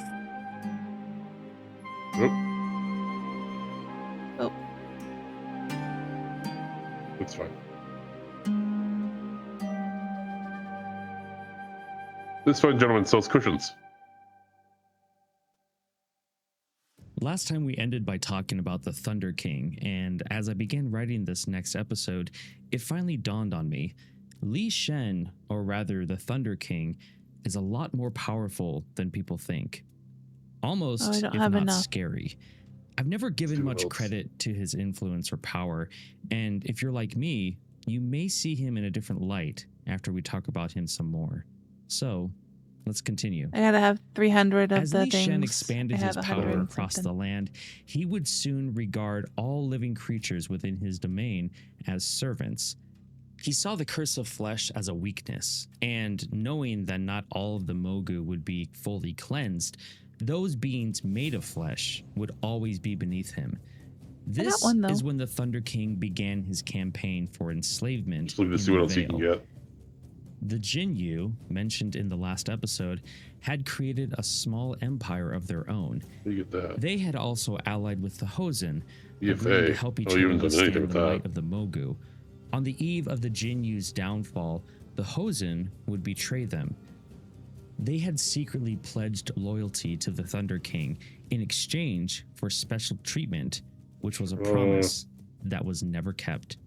This act of treachery made it easy for the Jinyu to fall and would spark a bitter racial feud between the two races for You generations. really haven't made it easy to get But any of the things even you though want. the Let's Jinyu learn from fought crafting. valiantly against the Mogu, they would ultimately fall to the powers of Li Shen, leaving their towns sacked and reputations for entire expansions you have civilization not in touched. ruins.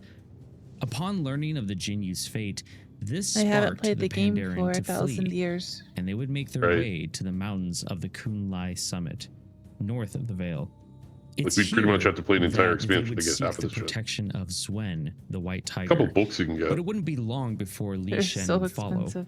Arriving I at know. the foothills with his armies, Li Shen challenged Zwen to a duel. And this wasn't just a simple fight for dominance.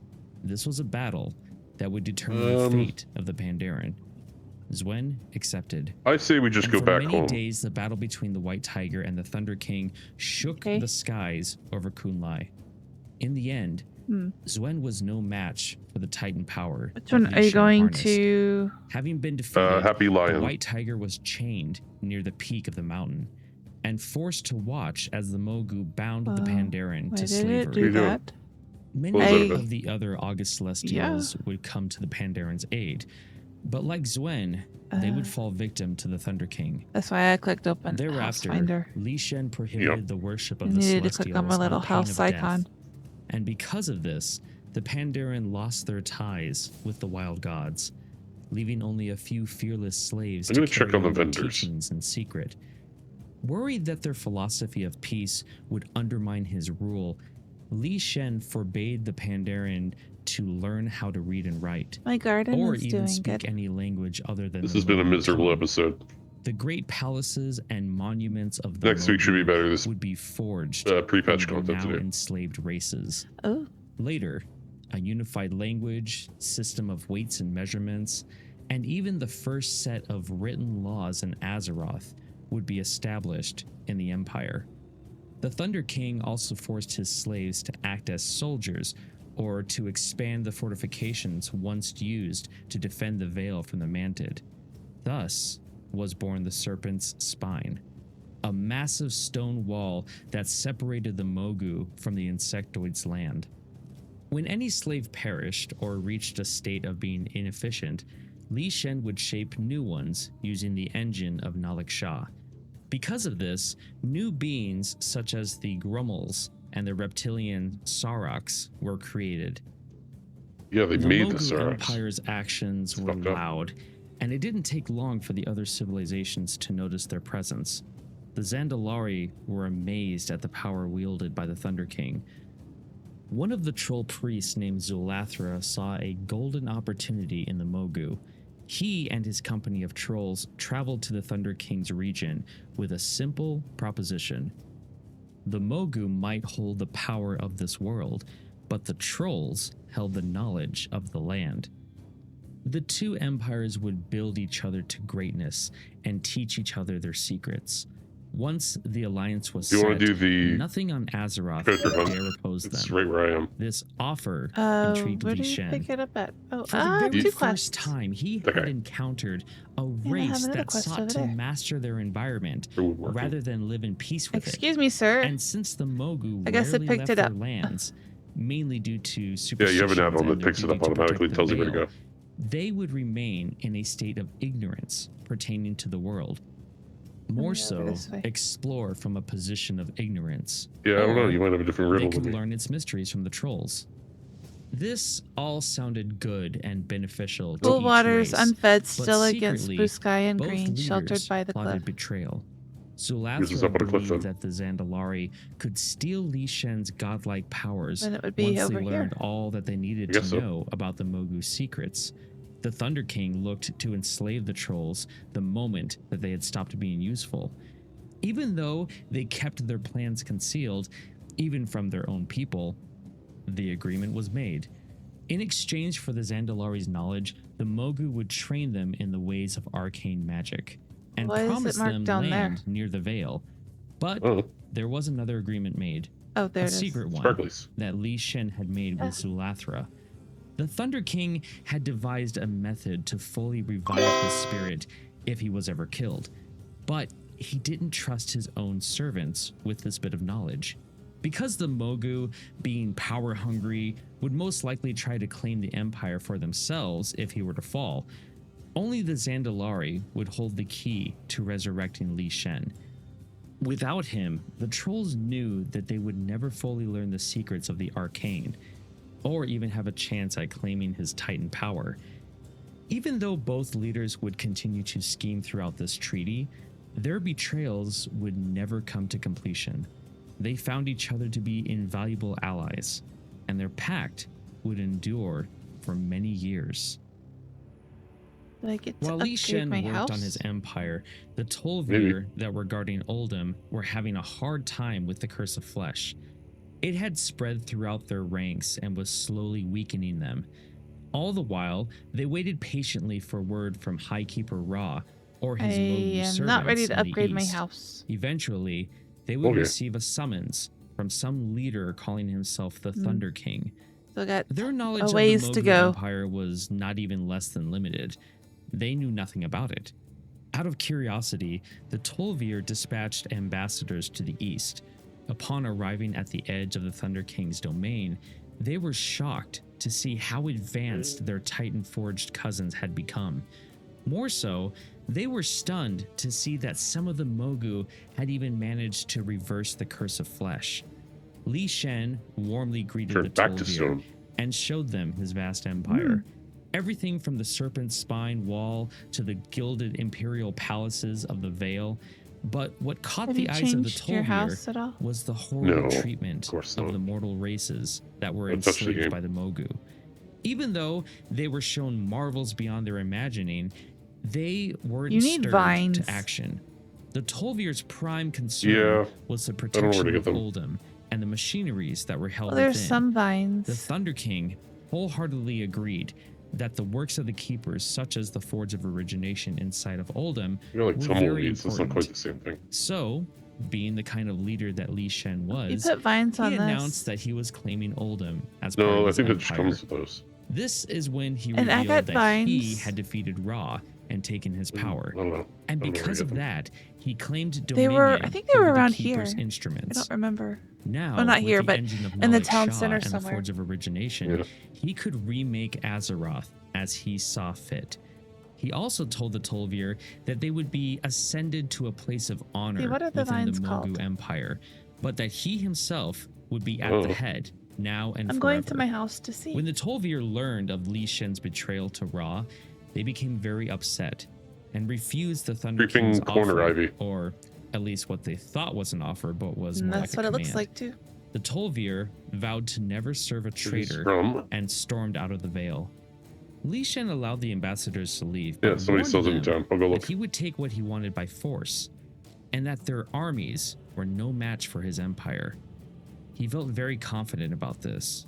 So confident that he invited Zulathra to witness what he thought would be the Mogu Empire's greatest victory yet. The elderly troll leader agreed, but why is it important to use the word elderly?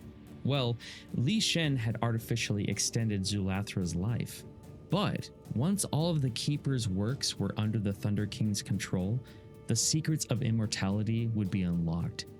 And this is what the Zandalari were hoping for. The highest ranking trolls accompanied Zulathra as an honor guard to the battle site, and they hoped to return to their capital of Zuldazar with the gift of eternal life.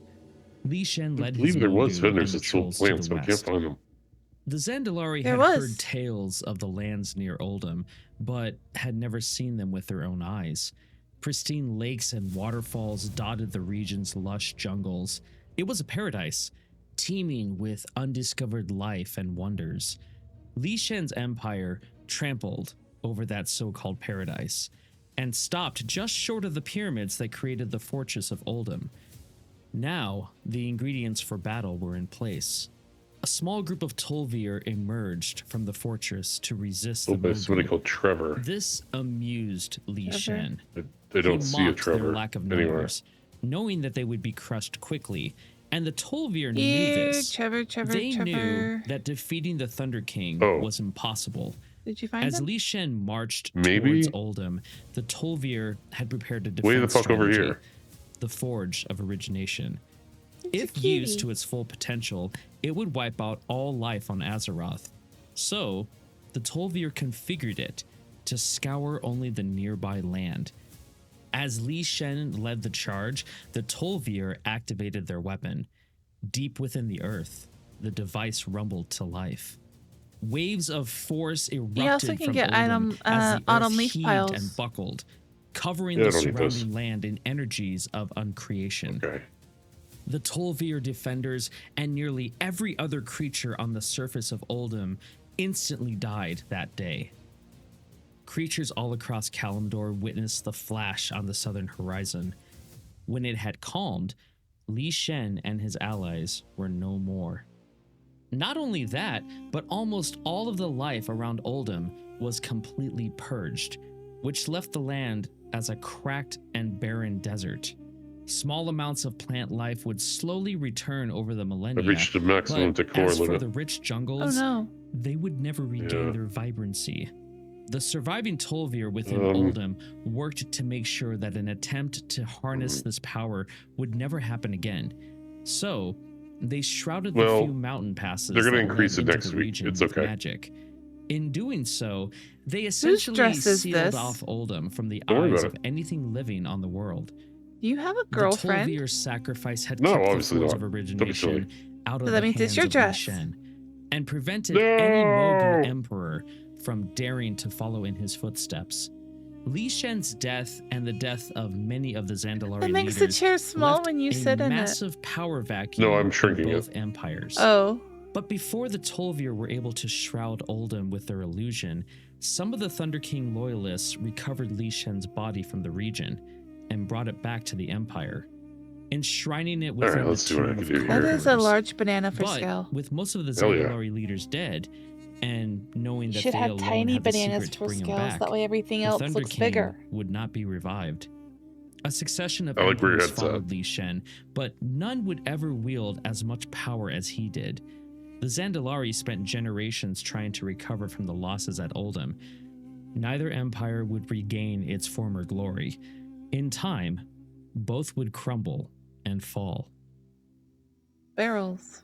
The death Burl. of the Thunder King weakened the Mogu, Kegs. but still, the empire lived on, while each succeeding ruler treated the slaves with more and more cruelty.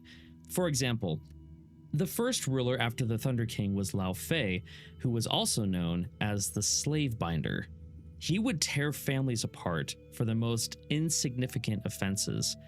While parents were separated, Put some children were ivy sent in to the serpent's their spine room. to die as already fodder have some. before the mantid swarm. This exact situation happened to a Pandaren named Kang.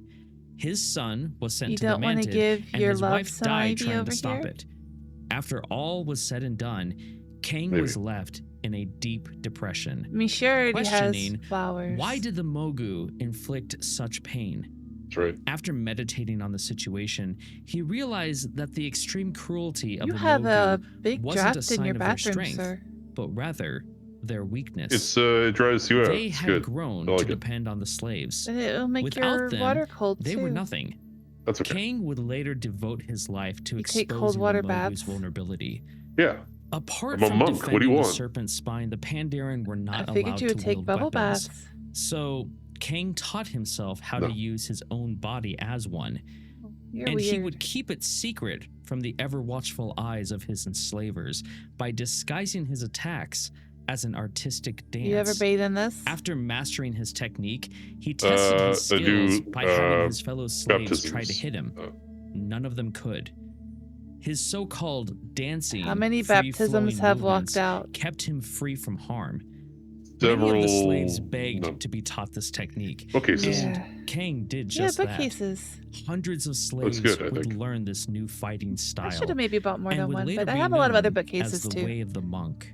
But soon enough, the What if I Mogu did found that? out, forcing That's Kang cool. to relocate Yeah. the slaves in his proximity to the Kunlai summit. Just be careful it doesn't Now, catch fire. Kang's apprentices were not yet ready to take on the right. full might of the Mogu. More training was required.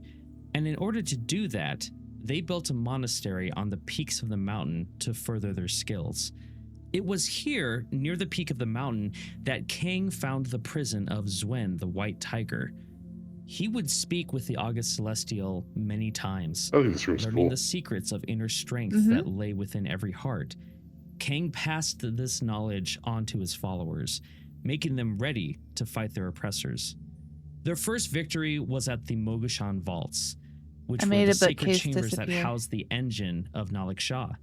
Their attack drove the Mogu You have away control in here? from the flesh-shaping device. But the stopping their bookcases, 'cause ability they're to create secret new ones? twisted soldiers. This single victory Oh, not only probably. heartened the Pandarans, but it Uh-huh. also pushed other I races didn't know that. to join the rebellion. The Hosen, Jinyu, Grummels, and I'll have to Yongle rethink their all place in some. joined to topple the Mogu Empire. As the rebellion grew, need Kang's something theory here, man. that the Mogu race You relied on do. the slaves You should put in proved a to be bay true. window. The empire I don't fell have a into bay window. chaos. The Grummels disrupted their trade lines. The Yongle led massive raiding parties in the no northwest. Don't windows. think The Hosen dug I don't tunnels think to a bay infiltrate the window strongholds, actually exists and in the the game Jinyu yet. communed with Yes. the waters Well, to I've seen it in glean the Alpha at least. future, telling Kane's forces where to strike and when to run. Soon, Lao Fei's forces no retreated windows. to the Vale of Eternal Blossom. This wasn't a good thing because Kang knew that the Mogu could sustain themselves there for as long as they wanted. So, in order to defeat them, the rebels needed to expose themselves and launch an attack. Personally leading the charge, Kang and his forces struck deep into the Vale. The battle ended in a 1-versus-1 between Kang and Lao Fei, leaving the Mogu leader defeated. But there was a price to pay for all of this. Kang sustained mortal wounds as a result of the battle. And so it was. The Pandaren revolutionist and the slave binder died together. Some of the now freed slaves considered seeking revenge against the surviving Mogu, lights either. butchering them for what they had They're done gonna to buy a lot of those that were stuff. living in the Vale and surrounding areas for millennia. But one Pandaren was able to calm their bloodlust. One of Kang's students, named Song. He was a secretive keeper of the Pandaren history, and having memorized many of Kang's philosophies and tales, he told these stories to the liberated slaves over and over, reminding them about his commitment to true justice and not revenge. I don't like that the chain Not is only did longer on one Song tell side. the tales of this cause, but he also was aware of something else that was plaguing the land. When the old god Yasharaj died, parts of its body scattered over the Vale. In time, those pieces seeped into the ground, thus corrupting it. The old god's lingering essence latched on and amplified negative emotions, giving rise to spirits known as the Shah. Thus, part of Song's goal in telling these tales was to help the Pandaren and other races negate the old god's influence and nullify the Shah. Song walked from one end of the fallen empire to the other for the rest of his life, sharing Kang's wisdom and urging all creatures to find emotional balance within themselves. Many would follow in his footsteps, telling stories and encouraging inner peace in those they met. They would be called lore walkers. And not only would they tell these stories, but they would be mediators when conflict arose. Thus, a time of peace and prosperity swept over in and around the Vale of Eternal Blossoms. As the Pandaren grew to call this land their home, a new empire would emerge, one based on the principles of justice, wisdom, and benevolence. Yeah. Going back a bit, when the Mogu Empire was at its height, a bovine race known as the Yongul roamed the grassy plains of central Kalimdor. Yes, it's cushy. They lived in harmony and followed the guidance of the demigod Cenarius. Unlike many of the other wild gods, Cenarius was more humanoid in appearance. This half-stag was draped in a cloak of flowers and vines, Hopey, I think we're and done often for the walked night. among the nomadic Yongul, teaching them the secrets of the wilds. In time, the Yongul grew weary of sharing hunting grounds with the trolls and decided to seek new lands. And next week we'll be back. Cenarius urged them to stay and make peace. Probably the conclusion of the main. You can pause the audio, Hopey. Probably the conclusion of Assassin's Creed Syndicate's main story and the beginning and probably end of the DLC, Jack the Ripper DLC. Possibly starting Assassin's Creed Origins, probably not until following week. We'll see what happens. And then more Vampire the Masquerade Bloodlines 2. And more World of Warcraft pre-patch for midnight. Yes. Not any of this shit, because this was boring.